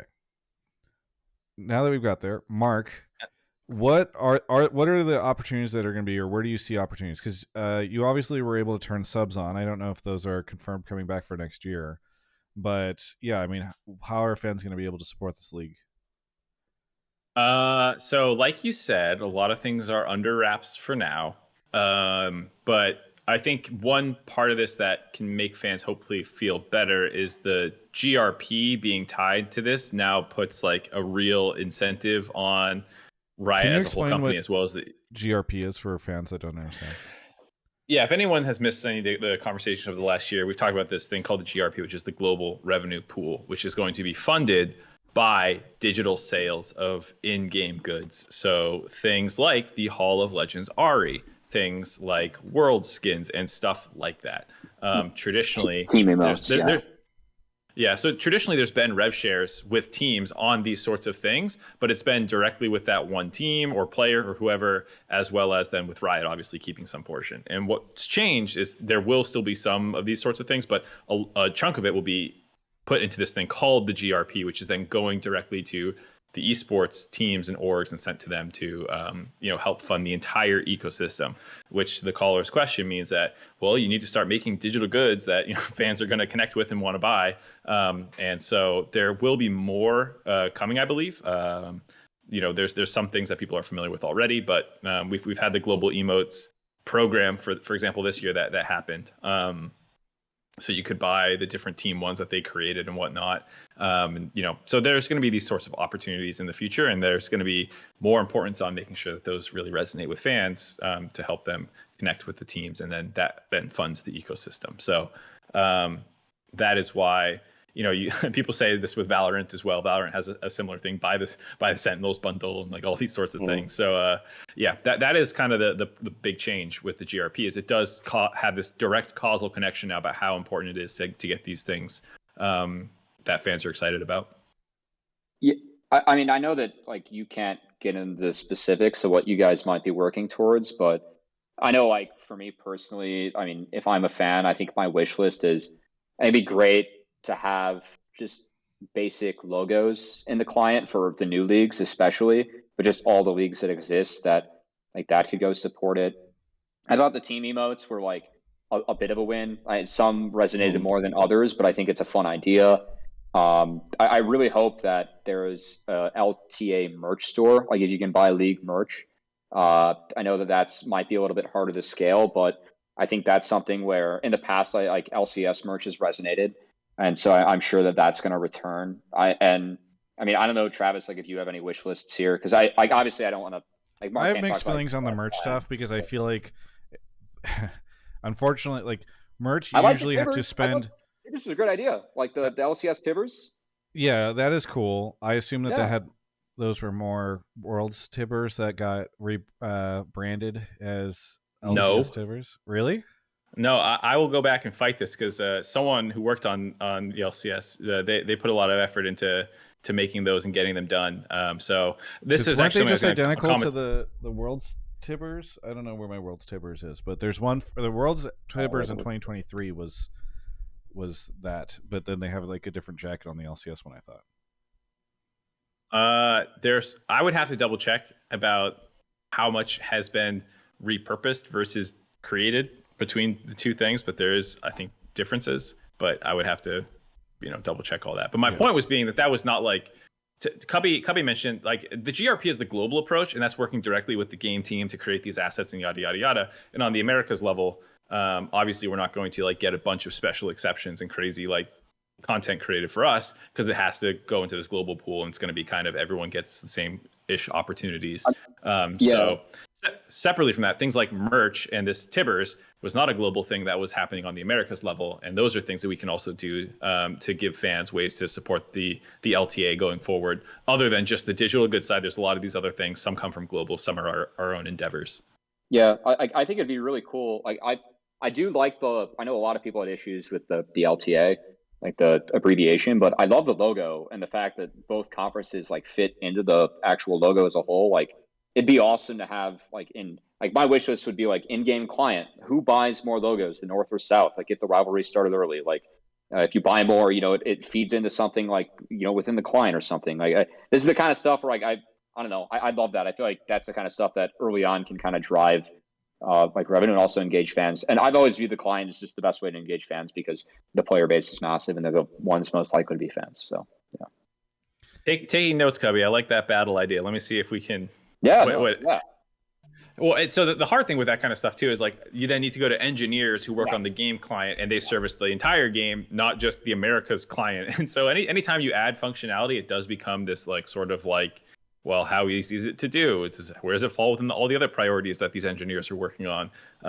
So those are one of those things where it's like, if we can do it, we'll try and do it. But oh yeah, I just am back to the merch stuff. I've just always been skeptical of the merch stuff, because I think you have to put in such a massive order for merch in a lot of cases, because people want the product fast. You aren't going to like put it in beforehand. And then a lot of the stuff changes every year, right? Like, all LCS merch that Riot has right now is now useless, right? Because that brand is no longer going to exist. And so merch is just always a tough thing. It's not useless. It's retro now, Travis. Is it available? It's vintage. Can you guys put it up? It's I saw vintage, people baby. saying they Thrift wanted shop. like LCS merch and stuff. Like, now's a good time to drop it, Mark, and use it to fund LTA stuff. Unrelated, I got a message from someone who works on these sorts of things, and they said Travis is tripping. The Tibbers was built from scratch, and I was pretty sure that was the case. I didn't want to hard commit when I was like, I think it's pretty different. Yeah. So this person used to work for an esports team. I won't say who is who. Yeah, because I bet you I know who it is. Yeah, Tibbers wasn't even in the game, Travis. Okay, hang on. So I'm looking. Yeah, whatever. I'm getting gaslit. Well, I'm looking at the World's 2024 Tibbers plush. I'm going to compare it to like. You said the LCS World's Tibbers. 2023 Tibbers. I did, but I googled just now and I saw the thing that popped up first was the I don't know. Maybe the World's 2024 one looked at the work we did with the LCS one, and maybe they copied our homework, huh? I don't know. This is a totally different department. I don't know what they're doing. I'm just gonna pull them up. The World's one is cheaper. Well, because ours comes with all the, I don't know what the World's ones comes with, but ours comes with all the team patches, so you could swap them out as well as the LCS patch. You could be the ultimate Fairweather fan. Yeah, whoever's the champion, you get to slap. Yeah, wait, those are pretty clearly different. I mean, aren't they the same plush, and then they're just changing stuff on them? Sorry, podcast listeners, we're showing. Yeah, but it comes like the different buttons. I don't. Yeah, this are those person even has the same this plush? paid model holding it. This one has APA holding it.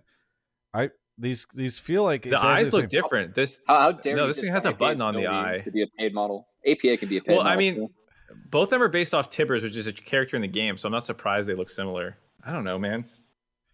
I thought it was from Arcane, actually. There's also the difference on the foot. There's the logo on the Worlds one, which isn't on the L. I think they're different. I think it's just that, bro, you're building a plush of Tibbers. They're gonna look similar. Okay, hang on. Hang on. Oh my god! Is this what you want to spend your time with me doing? Like pixel hunting merch? Well, I'm being gaslit. Maybe I shouldn't use that term. I think it's big overused. But like, here's the World's 2023 Tibbers. All right, so I don't delineate that these merch lines are very different. I think is unfair and unjust to me, a person who has made a convincing argument. All right, Shadow. What are your thoughts on the Tibbers plush situation? I mean, I think I know. You're kind of touching on it, but I feel like merchandise, seeing the LCS in general, like going like actual merch, tend to be like bigger investments for, especially for like younger fans, while like dropping $10 on or getting like parents to get them like RP cards and get a skin is a little bit of a different story. Which kind of brings me to my next question, Mark, is like, when are we gonna get a LTA champion skin? Since we know North America isn't getting them world skins anytime soon. That probably because it's a global revenue pool thing. I don't know if they're going to do local league winners, because then you have to do it for everyone, and then that's a lot of skins getting pumped out. Travis is still not letting this go. What? I'm not. I'm listening to you. What are you saying? He asked about local league level winners, and I said, I don't think that's in the plans. Yeah, because it would then have to. No, I heard when you said that. I don't know what you're on about. All right. Sorry that we're not going to be getting LCS or LTA league winner skins, Shadow. But anything you want to shout out here at the end? Just an anti shout out. Fire Matt Eberflus. I'm sure Cubby can appreciate this. Wow. God, this experiment has gone on too long. Best caller I've ever had on the show. Best caller. I'd say fire the McCaskies, but I don't think they can fire themselves. I wish they could, but I always say that being a Bears fan is rooting against a 101-year-old woman. That's how tough it is, you know. Thank you so much, Shadow, for the call, and we'll catch you next time. All right, thanks, guys. Yeah. All right, we got 2 more callers to go. Thank you to Woe to You for the Prime. I think I already shouted out Mr. T Nelson 45, but thank you. YouTube folks, this is my plea to you to consider becoming a YouTube member. You can do so for as little as $2.99. There's 430 of you watching live right now. If you do, you get access to some exclusive content, including the ability to vote on members-only videos that I make on a monthly basis. It is a very inexpensive way to support the content. And so far, Double-Licious Yo gifted a sub tonight, or gifted a membership over on YouTube. But if anyone else feels like it, I'll happily shout you out. And you can do so by, I think there's a button underneath the stream that says join. And also, if you're watching on YouTube as a VOD, that button is there. So consider it if you feel like it. It's a great way to support the show. haekua, which is not haekua, but haekua. Where are you calling from? Actually, it is the other one, but yeah. It's haekua? Haekua is haekua? Haekua, yes, sir. Oh, it's haekua. Okay. I thought you were okay, anyway, where are you calling from? I'm calling from Dallas, Texas. Dallas, Texas. What do you want to talk about on the show? I have 2 takes. I'm not too sure which one I was pulled for, but I'm assuming it's the parody one. But it's a question for Mark. So if the future ends up with like little to no parity between the North and South conferences, would there be any potential changes in regards to like international representation? I know Azale touched a tiny bit on it on the dive, but just kind of like relates to like how, I don't know if it was an official rule, but like the LCS had a thing where like if a team finished like last place like a couple splits in a row, they could potentially be like kicked out. So would there be like a similar thing to where like, if it does end up happening to where like, the North or the South just consistently wins like those finals, would there be any like how long before LCS can't go to Worlds because CBLOL beats us too much, Mark? Yeah, that's the concern, is that so there's nothing in the rules about that, because that's something that on a product level would be much more important to decide amongst the creation of the ecosystem and making sure that is leading to good fan experiences more than like some arbitrary rule that you put in to, make sure people are trying or something like that, like, so it's not in the rules, but it is something we're keeping an eye on. And it's, as I said on the dive, something that we will have closely under our radar about how these cross-conference portions of play are going. We want them to be competitive. We want them to, we want to send the best teams, obviously, but there's been different environments for these teams for a long period of time. For the LA teams joining the North and the South, totally different. For the South, they've never had to fight through the North to get a position in international competition. And for year one, it was very important that we kept the representation. It's the whole reason that we kept the conferences apart. And we had this 2-conference setup, is to allow the Brazilian fan base to have this kind of local level of play that they're able to enjoy across the year. And then ideally have their players and teams go and compete on the international level as well. And so for this first year, we put some guardrails on to make sure that happened. We don't have specific criteria of like, if this happens for 2 years, then we will do X, Y, Z or whatever. A lot of it will actually be using our eyes to test and look at what's happening. So we have this first round of competition in Split 1, where now it's finally revealed I can talk about this stuff, thank God. We're sending the top 4 down from the North to fight in the South. And based off the seeding, it'll be 4 versus 1, 3 versus 2, 2 versus 3, blah, blah, blah, blah. And so that will give you a really good sampling, at least, to look at like the competitive level of the leagues, not just like our best team versus their best team, which is usually traditionally how these kind of battles have gone, whether at MSI or at Worlds. It was usually maybe the 3rd seed versus the 1 seed there. And historically, this was a different year this year, which was cool to see that it was already starting to change potentially. But historically, that has heavily favored what had been the LCS teams going. And so there was a concern, of course, whether or not that would change. But hopefully, when they get to scrim against each other a little bit more going into these moments and level up and have these opportunities, we're hopeful that the gap will close, if there is a gap at all anymore, and we can measure that. And then if it's ever clear that we don't think we need guardrails anymore and we really can send the 3 best teams, and it will often include a Southern team, that will be kind of like the 100% green light. But there's other lights in other scenarios where we'll also re-examine the rules and the format that send teams. Yeah, any follow-ups, Haekua? I mean, ideally, that's like what I want is like, all like the entire region, like the entirety of the Americas to level up. And I mean, yeah, I just wanted to know if there was like going to be any protocols in case that does happen. Because like as a fan, I guess like back in the day when like CLG or IMT was finishing like at the very bottom, it was like very hard for me to like watch those games.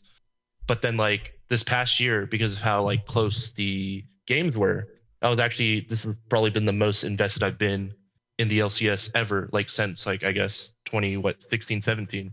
So like if there is like little parity, like how much would I be like invested in watching like the finals of like between like Brazil or I guess South number 1 and North number 1?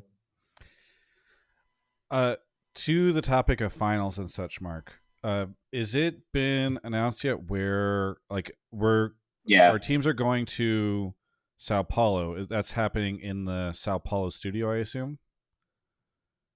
Yes. Okay.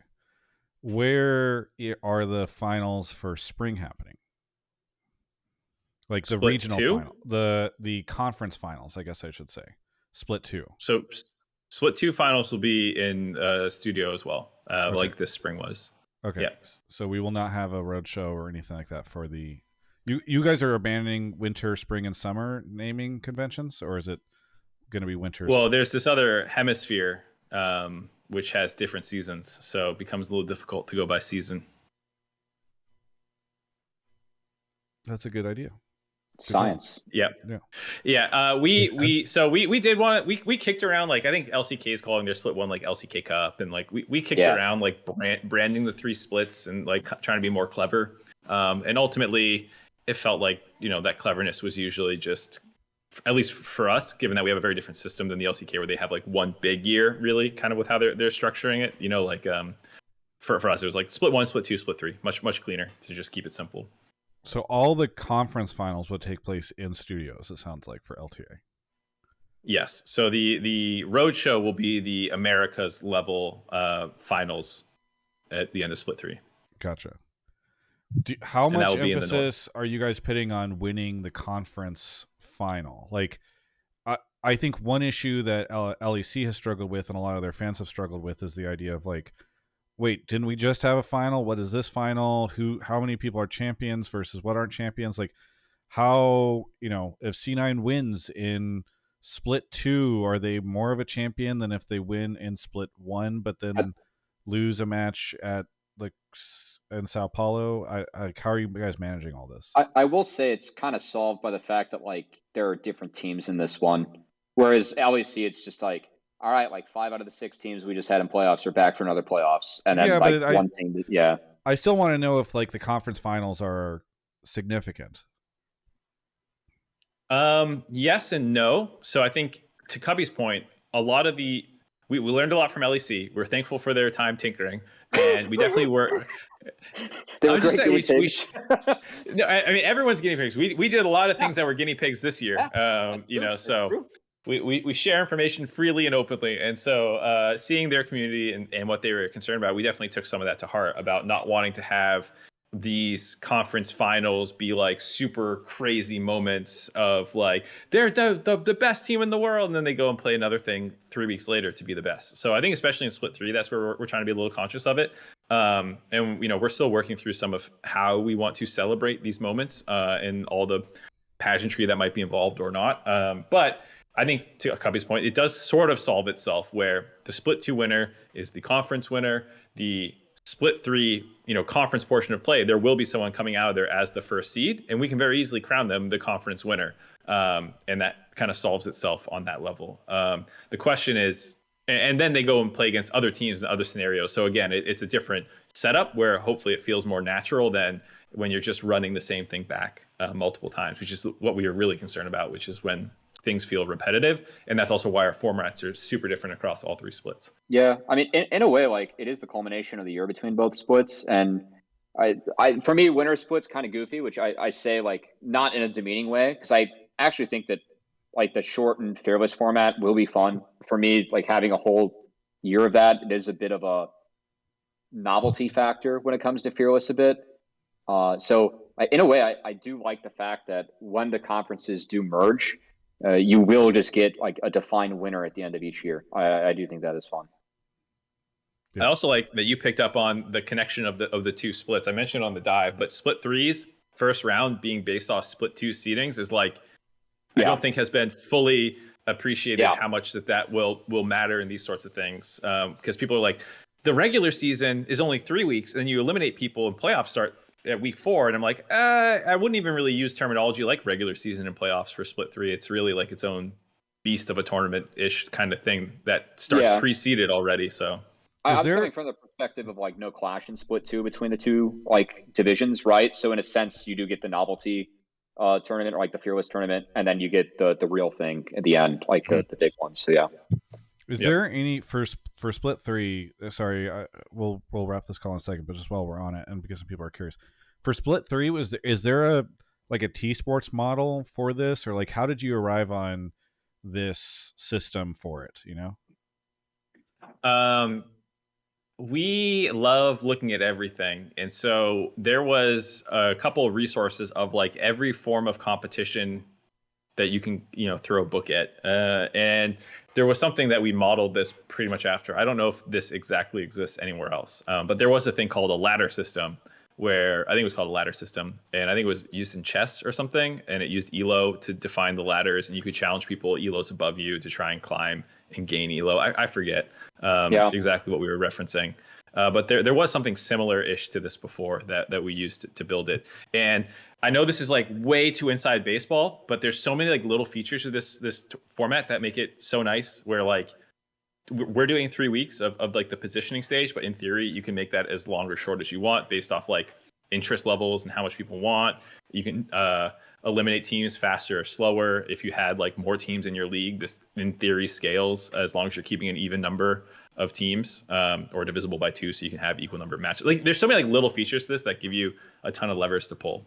So we think we have it in a good spot, but like you said, there's not that much things to look at and be like, yep, that worked really well there. Don't do that. So, we'll monitor how this one goes. When I saw it, go ahead.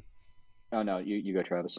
I was just going to say I'm very excited to see how it goes because I think Mark has seemed far more enthusiastic about this than the community has been. Yeah. But I don't think that's necessarily because like the community is, hating it or anything like that. I think it's more because they don't fully understand it yet because it is kind of confusing because it is so different from anything we've seen before. So I'm excited to see it in action just because you have seemed really enthusiastic about it, and I think it'll be neat to see it unfold and see like if your vision for this as a cool event ends up working out. When I saw this, I thought of like the old Hearthstone competition mode, which you got 3 decks, and then once you won with a deck, you couldn't use it again.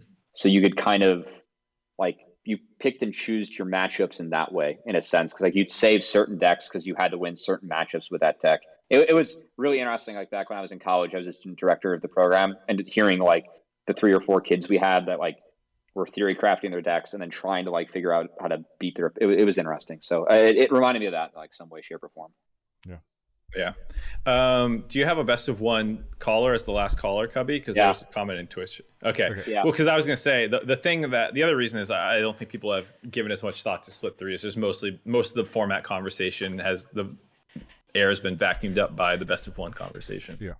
So. Haekua, thank you for the call. Anything you want to shout out here at the end? Shout out to all the sponsors. Pagoda. I want to see Travis eat a crab rangoon next time. And shout out to Mark for this year. I think the LCS was phenomenal, and I'm excited to see what next year has. So yeah. Thanks so much for the call. We'll catch you next time.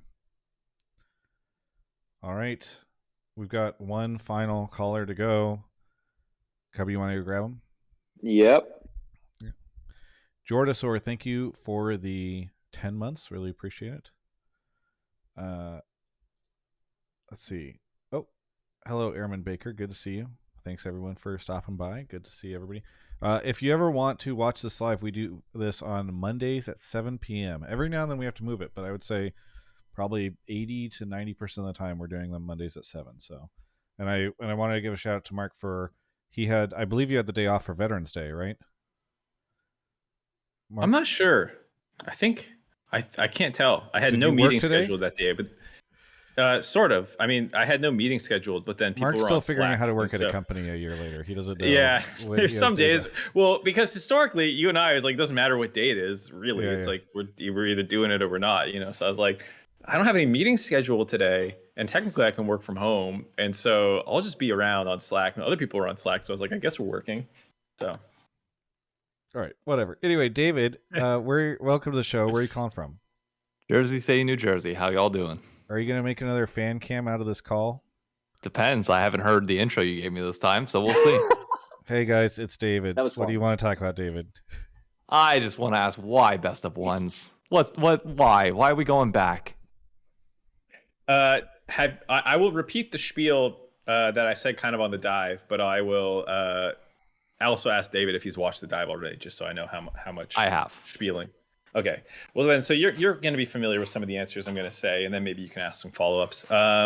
There's 2 parts to this. One is why there's a conversation around competitiveness and best of 3s and all that, which is like we'll shelve that for now. We can dig into that. I think purely in terms of what the viewership experience is like. There's going to be some people who what I'm going to say with it's not going to connect with them because they prefer best of 3s no matter what. And that's totally fair. I understand why people like best of 3s. I'm not a best of 3 hater. That's why we have best of 3s and split 1 to start the year and best of 3s at the end of the year to do these things. So definitely hear people who like best of 3s. He used to be a best of 3 hater when he did the show with me, by the way. No, I was never a best. I am a moderate. I can go back and I can find videos where you're sitting there being like, I don't know why people still talk about best of 3s. Anyway, sorry, continue your dive regurgitation. I was talking about that from a competitive level, which is that part that we're shelving. Okay. We haven't even mentioned best of 2s, which that could get real interesting. Oh, shut up, Cubby. Oh God, Cubby. So the thing that I said in the dive, which I'll reiterate here, is that there's a number of things on a product level that best of ones can help a lot with, especially in the launch year of a league, which is that it gives teams the ability to play every single day on stage when the league is active, especially what's going to be our medius kind of split, where we talked about, the first one's kind of this more kickoff tournament-y feeling thing with hype and best of threes and all these sorts of things. So that is something that is good for teams to be able to activate their brand every single time on the broadcast every day. If people don't know, there's actually like a really high churn of fans both year over year, week over week, day over day. Like you usually see like upwards of 50% new fans a day, or at least that did not watch the previous day. And we can get like what are called URVs, which is the number of unique registered viewers. And we can see how many watched on this day versus that day and which ones are the same and different. And so all this is to say that there are the hardcore fans who I think are like especially the best of three biggest supporters who are going to watch every single day, and they want to watch the best of threes and the draft adaptations and all this like stuff. But for a launch split, or what is going to be your biggest split, we thought it would be very important to have the fans able to watch every single team every single day. That allows, especially for teams who are not native to the tier 1 ecosystem historically, like Lion joining from LATAM, Toast joining from tier 2, the opportunity to play in front of fans. And you get more interviews this way, which is like, these are like really niche things, I know, but like getting fans or players in front of fans and the opportunity to connect really matters. Whereas if you're doing best of threes, there's only two a day. That gives us more opportunity to work with players with the content that we create. It gives teams more opportunities to be in front of fans in person, with meet and greets and all these sorts of things. And so there's a number of these abilities that you can create more interest, hopefully, with especially the launch of the league and getting all these people and the opportunity to get these storylines going. And even like matchups, you're not guaranteed to see every single matchup in split 1. You're not guaranteed to see every single matchup in split 3. In Cubby, I listened to everything that I can about our scene. I heard you complaining a little bit about single round robin and the amount of matchups that you see of a player versus a player, a team versus a team. And that's something that also would be true in single round robin best of 3. If we, did that for split 2, you wouldn't necessarily see the matchups, or they'd be, at the very end of the split. That's the first time you're seeing it, very late into the season, or you just saw it once at the beginning. And so this gives it gives a more consistent press cycle with every team, every player, every matchup. It gives you the opportunity to build these storylines better across the year. And then we really want to reap those in split 3 as these matchups play out in the high stakes games. And so there was a lot of value in best of 1s. We're not married to anything. We've talked about this before. We have a number of things that innovation is a huge pillar for us as the Americas. And so this isn't saying that best of 1s are forever, but I think for the launch of the league, hopefully getting interest from other communities, LATAM communities, the CBLOL Brazilian community, having this way to attach them to other people. It's not just about the North American community, though obviously that's who I'm speaking to. But there are all these other communities who are going to be trying to pick up fans from places that they haven't seen before. You know what's so frustrating right now? I mean, I can't contain myself. Are the Blaze 83 in chat says, we want a team winning worlds, not every team play every day. When the best of 3 stuff went down, I was like, hey, I can't believe that people legitimately think that switching to best of 3s is somehow going to allow like LCS to win worlds, that making that change is going to do it, or that like that is actually the biggest issue that our league faces. And I was derided in part by other content creators for even suggesting that this was a take that like fans had. But it is a take that fans have. They somehow will think that like if we just, dude, Mark, we had one whole split of best of 3, and FlyQuest, did you see how far they got? If we'd had 2 splits, they'd be fucking lifting the trophy. How could you do this? Don't you want North America, let LTA to actually be able to win fucking worlds whenever you're sticking us behind these best of 1s? Don't you know players are fucking capable of growing and becoming better in a best of 1 situation versus a best of 3? I just don't like the competitive angle is so frustrating to me, and I'm just gonna force you to address it, Mark. Like, what like, because that is the hardcore fans are all sitting here and they're all like, you're killing the league's ability to compete by not making every single match a best of 3. So like, what would you say to those people in this situation? To be fair, Papa Smithy did say that he felt like best of 3s helped their team prepare for Worlds and perform the way they did, and that was the best performance that any team has had since 2018. So no, the team owners are taking every chance they can to get fan love off of this. Jack did the same thing. Oh, okay. It's such an easy. Dude, the best of 3 thing is the fucking easiest thing in the world. This is why it's so frustrating that I can't stop myself. I should be on this show shitting on Mark for doing best of threes because it's such an easy fucking win. You just go out there and you go, best of threes are better. Riot sucks. And then the crowd applauds. They go, oh, thank you so much. You're so brave for saying that. So what you're saying, Travis, is if Mark had real balls, he'd do best of twos. Shut up, Cubby. Okay. Mark, what do you think about this best of three shit? Okay, so we're crossing the stream now, and I think this is where we go from the like, what does best of ones provide? And I will say, best of threes, again, I'm not a hater, but when you're launching a league and you're looking at what is the most important thing for your product, there is no actual evidence that best of threes improve the performance of our region in a really big way where you would like stake your product on it.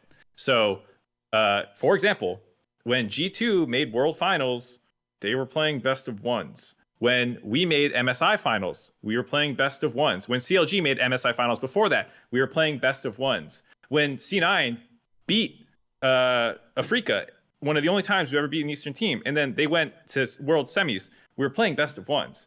When we played best of threes prior to this year, we had the 2017 or 2016 World Finals and 2017 MSI, which are not particularly good for us.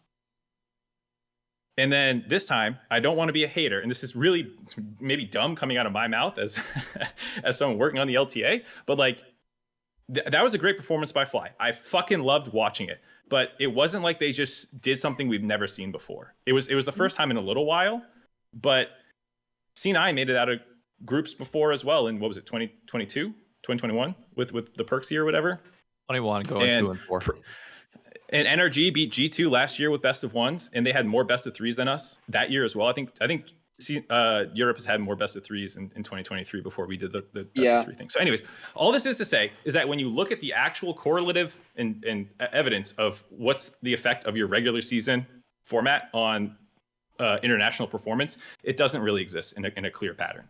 And so I appreciate that Fly feels like it mattered a lot to them. And I'm not saying that experience is wrong, but I'm saying like that's a lot to base, a very important decision on. And we're making our bet that the best of ones will be a better launch product for the league. And, some fans very much disagree with that. And so that's the point where we can't argue, like if you prefer best of threes, I'm not going to tell you you're wrong for preferring your format. That's totally fine. I'm just saying like the competitive thing, there's some anecdotal feelings from some teams before. And then there's all this history, which seems but to Mark, say what it about doesn't Team Liquid and matter. T1 at EWC?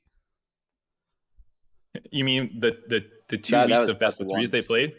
Oh, well, they played 2 whole weeks, man. At EWC, it was 2 weeks of best of threes, I think, before we sent them. Maybe it was 3. But then when they beat Fnatic at MSI, and when they had their first close series against T1, that was also on best of ones. So like, my point in this is like, I think what matters, if I was going to distill my thought down, format might matter. It could matter. I'm not saying it doesn't 100%. But I think it gets washed out so much more by the preparation that you do, the team synergies that you have, the week over week practice and work that you're putting in, how much time, how much effort, how do your personalities gel, what's the support staff? All these sorts of things are going to matter so much more. And there is pretty good evidence of that mattering more for performance. And so strictly on performance. Yeah. It is, but also with best of threes, like teams did get an extra day to themselves to actually do that stuff in-house. On top of like what playing multiple games gives you, which is the stage of experience of, hey, we won a game, we have to go win another, or hey, we lost that game, we have to go win another, right?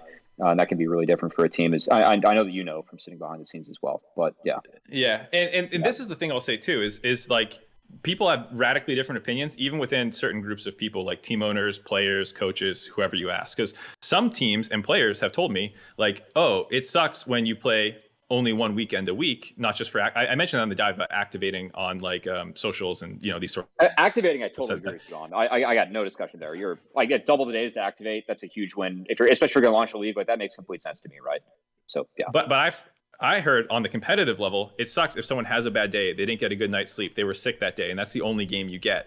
Or that's the only series you get, which is funny because we've heard the exact same thing about best of ones where, I have a bad level 1 in my first game. And so it's like, well, that whole argument, I just heard both sides from the people who are on the ground saying these things. I mean, it's the same. Sorry, go. Sorry. I was gonna say it's the same with prep, because to your point, you have this extra day to prep and you focus really hard on your opponent that week. I've heard some teams say it was actually harder to get my guys to like work on things that were more about our own team, because we were like just game planning every single week about the one opponent we were playing, which is like fine in playoffs. But I don't know if you like, is that really better if you're, you know, trying to develop as a team? I heard both sides of that as well. And so that's not to say like that anyone like Papa and FlyQuest, maybe it was really good for them. I'm not saying it wasn't. Like it could easily have actually mattered for them, but like that's not necessarily the universal thing that I heard. And again, if it does become universal, like we are super open to look at things in the future and always pivot where it makes sense. So it is a complicated one. I totally hear the people who just, as a fan, you go, fuck all that. I just prefer watching best of threes, you know? It's like, yeah, okay. Well, and all of next year is not all best of ones, right, Mark? That's also true. Yeah, it's the 7 weeks of split 2. Split 1 is all best of threes. Split 3 is all best of threes. Split 2 playoffs are best of fives. You know, like there's a pretty healthy smattering of things. I do think there are some people who have just like, they've just heard people get mad about best of ones, and they don't probably even realize that like a lot of next year are best of series. Mm-hmm. So yeah, I think you know, I get for people if they would prefer best of threes, you know, but I think they will be happy with especially split 1 and split 3s things. I think I mentioned this on the dive, and I think people misunderstand what I was trying to say, which was when we introduced all the changes with live patch and reduced transition times and all this stuff at the end of spring, I saw people saying, they're like, oh, that was the best split of LCS I've watched, or at least in recent memory. And it was best of ones. And I wasn't saying it was because of best of ones, but like there's a lot to enjoy still. You know, it's not like best of ones are this poison pill, I think, for every fan. You know, and that's one of the things we'll be tracking is like, did viewership underperform because it was best of ones or not? Because I think for a hardcore community, it is, you know, something that they prefer. I think if you polled most communities who would respond to those polls, but for people who are maybe coming from, you know, content creators and stuff that they normally wouldn't watch, you know, or whoever, it might be better for them. So there's a lot of people that we're trying to target and give the best experiences for everyone. Can I give you the pushback on your original points? Because I know Travis just derailed that with the 6-minute competitive point, which I couldn't give a shit about. Oh, I totally forgot, David. Go ahead. Sorry. All right. So 2 parts to this. First, viewership in summer was notably better, and the drop-off was not as far from prior years. Would you account that to best of threes, or would you account that to co-streams? I would say that's not true. We didn't do our usual wrap-up video just with prepping all the LTA stuff. You know, we didn't get around to doing a proper breakdown video like we did between spring and summer. But the AMA drop was 19%, I believe. I would have to double check my numbers, but I believe it was 19%, which is within the 15 to 20% we typically see. So we felt comfortable enough with that to put best of threes in this year. I'm so glad you brought this up, because I totally forgot to talk actual numbers here. But yeah, it was 19%. So that drop happened. The same that always happens between spring and summer. It was within parameters, but it was not better. Okay. Second point then is, it's a point that you brought up previously on Hotline League, even prior to being commissioner, is the idea that the longer a broadcast goes, the more you can get yourself ingrained with the product. You're making the case a lot for the more days that people are on broadcast, the better it's going to be for them. Why is there also not then the case that the longer you are on broadcast, the more you can create a story for these teams, the more you can get to know the narratives of the players, the series can play out, which can lead to a much more well-rounded narrative. Your point that you brought up when it came to interviews with best of ones, by the time the second best of one comes out on Sunday, Travis can attest to this, I can attest to this because I've done interviews as well. What you said for that initial interview becomes irrelevant so quick. And sure, it's not bad for short-term exposure, but it's much easier to drive that narrative from a creator point and also on the broadcast itself.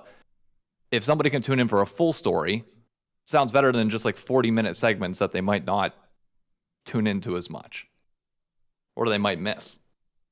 It sounds like that's 2 questions in one. You have the like view time, airtime kind of conversation and then also a little bit of both.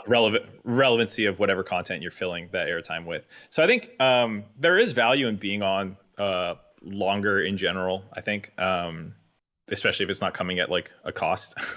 So I can agree that there's some value there, and I think on the relevancy of the content, I don't quite agree that, like if you have a bad game, suddenly things don't matter or whatever. And especially with newer players that we've never heard from before, like, I don't know, let's say Lion wins a game early on, you get an interview with those guys right away. Someone who we're going to suddenly be having in front of fans for the first time. If it's a best of 3 and then they lose that series 1-2, you never hear from that player. And so that's one of the opportunities when I said you get to double the amount of interviews. In terms of how long that content is fresh for, it's true that if you're playing the next day and suddenly you lose, and you were talking about how you're the best team on earth, like you're going to lose some of that relevance. But I think that's a fine trade-off, because I think a lot of the questions are also evergreen. Like, what's it like playing in LTA North for the first time, and like these sorts of things. I think you'll get a lot of good questions from the players on Disguise and these sorts of players. I think especially for the newer teams who would benefit from this potentially. Yeah, I mean, there's also just Twitter and Reddit are 24-hour cycles at best, and you actually get to be in both instead of just one. Obviously, it returns to the point, but yeah. I would also just say that like the being on stream longer is not always the way it plays out in terms of viewership, because I mean, Mark would have the data. I'm sure he doesn't have it in front of him to give specifics on this, but like, I think that what happens very frequently in the best of 3 stuff is that people watch the first best of 3 and say, "Oh, I'm not interested in this second best of 3, and I'll just leave because like these are 2 teams I'm like less interested in." And so I'm sure the peaks are higher and the drops are deeper.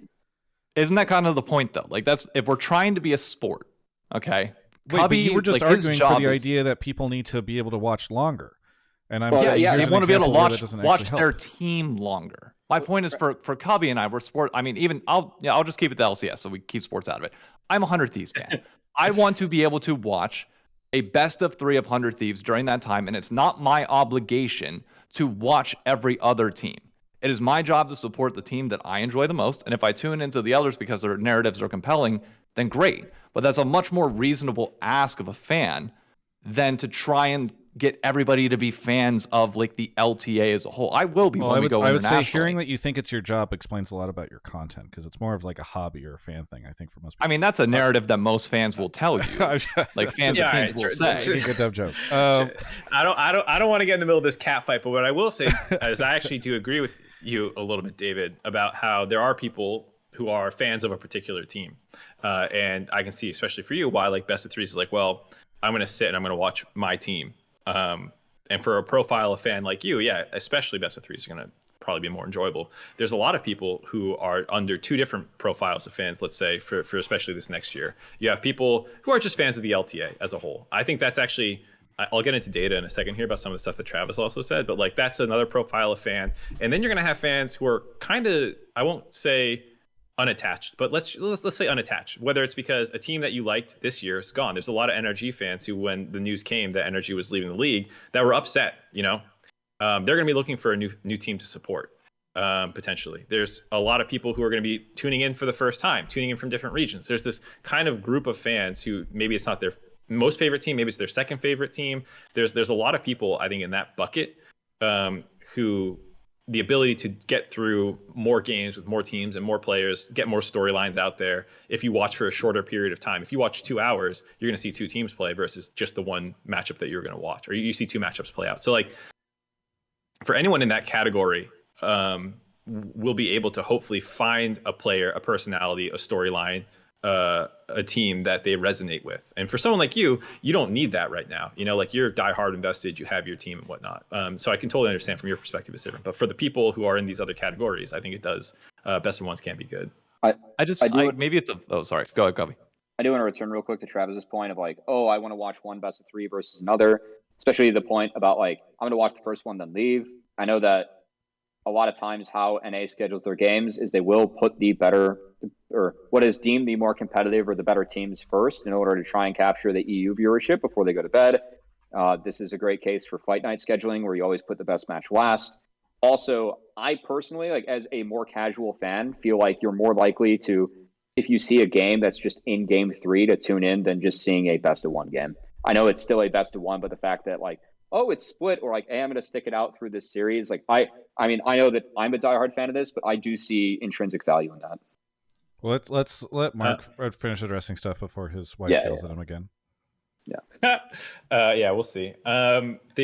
We are definitely over a little bit. I think that the thing I was going to throw in on the data was like, our fans, the fans that we see, and the viewership between the teams, and even like when you have the 2 biggest teams playing against each other. Because Cubby, we talked about the scheduling before. We put our best matchups in week 1, and then in week 6 and week 7, which are the high points of the year in theory. You're launching the split, and then you're going into playoffs, and you're jockeying for positioning. We put our 2 biggest matchups there, and the viewership for those games were better, but it wasn't like this big force multiplier effect that you sometimes see with like Gen G versus T1, where like everyone is a T1 fan. So we're all going to come out in force and everyone's going to watch this like huge regular season match. It was definitely higher, but it wasn't like astronomically higher. And some of the like viewership benefits of the best of 3s that you might see is not as pronounced, I think, when we did it. So I don't think that necessarily is like good or bad, because I think it speaks to like a lot of people are fans of the entire league. And so, you know, for some of the less interesting matches, you know, people still showed up pretty well for those games in our best of 3 format, but it wasn't this insane, you know, kind of force multiplier that you sometimes see in top LPL matchups or LCK ones. Mark, you were saying that you assume that there will be like some energy fans that are looking for a home.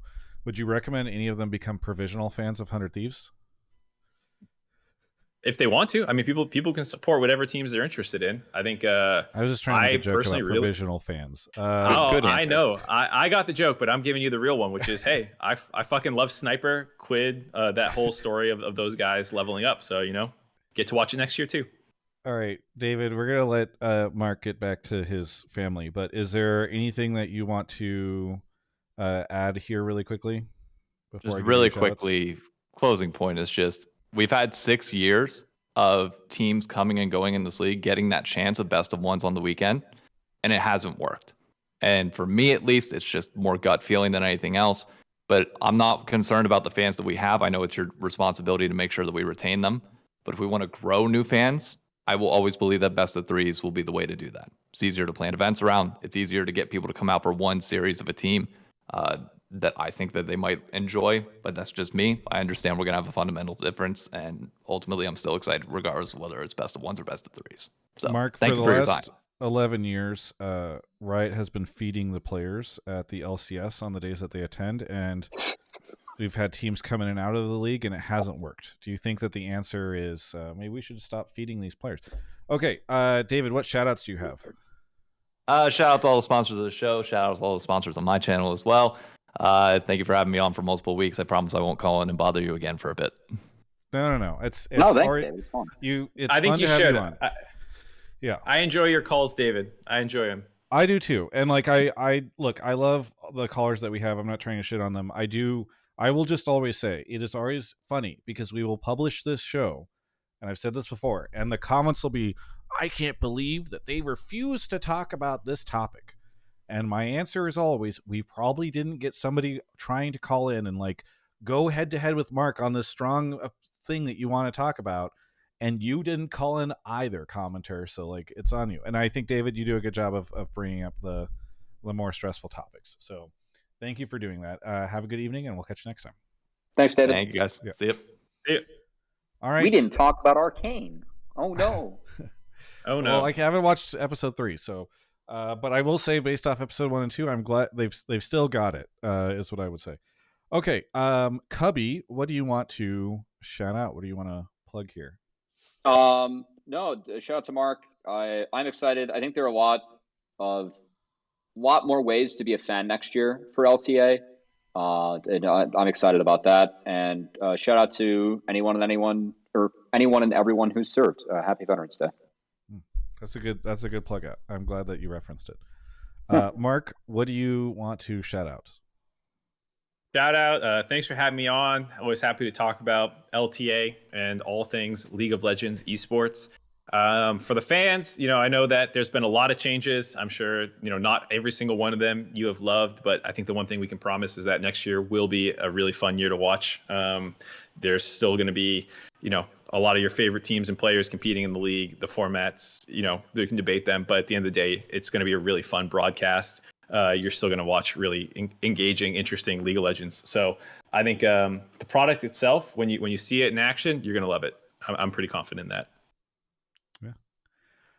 For me, thank you so much, Mark, for coming on. I really do appreciate it. I know that this is the off season. You're trying to chill after a really crazy preparing for LTA announcements and all that stuff, and after your travels. So I do appreciate you taking time on your maybe holiday, maybe not, to come on.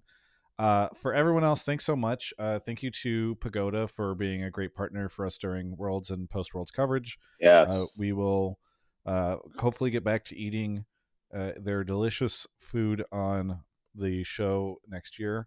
We'll hopefully talk to them more about that in the future, but they've been great. And yeah, thank you everybody for watching. We will be back next week. I will say that depending on how things slow down this off season, I'm expecting a pretty quiet off season. So while in the past Cubby and or Mark and I have taken only a week or two off during the holidays, we might put the show into a little bit more of an extended hiatus if there's just like a week where we have nothing to talk about. So I'm hoping that changes, Travis. Yeah, I'm hoping that changes. I'd rather do the show than obviously not do the show, but I don't want to do a show if there's just nothing to talk about. So we'll see how that goes. But anyway, thanks everyone for watching, and we'll catch you next time.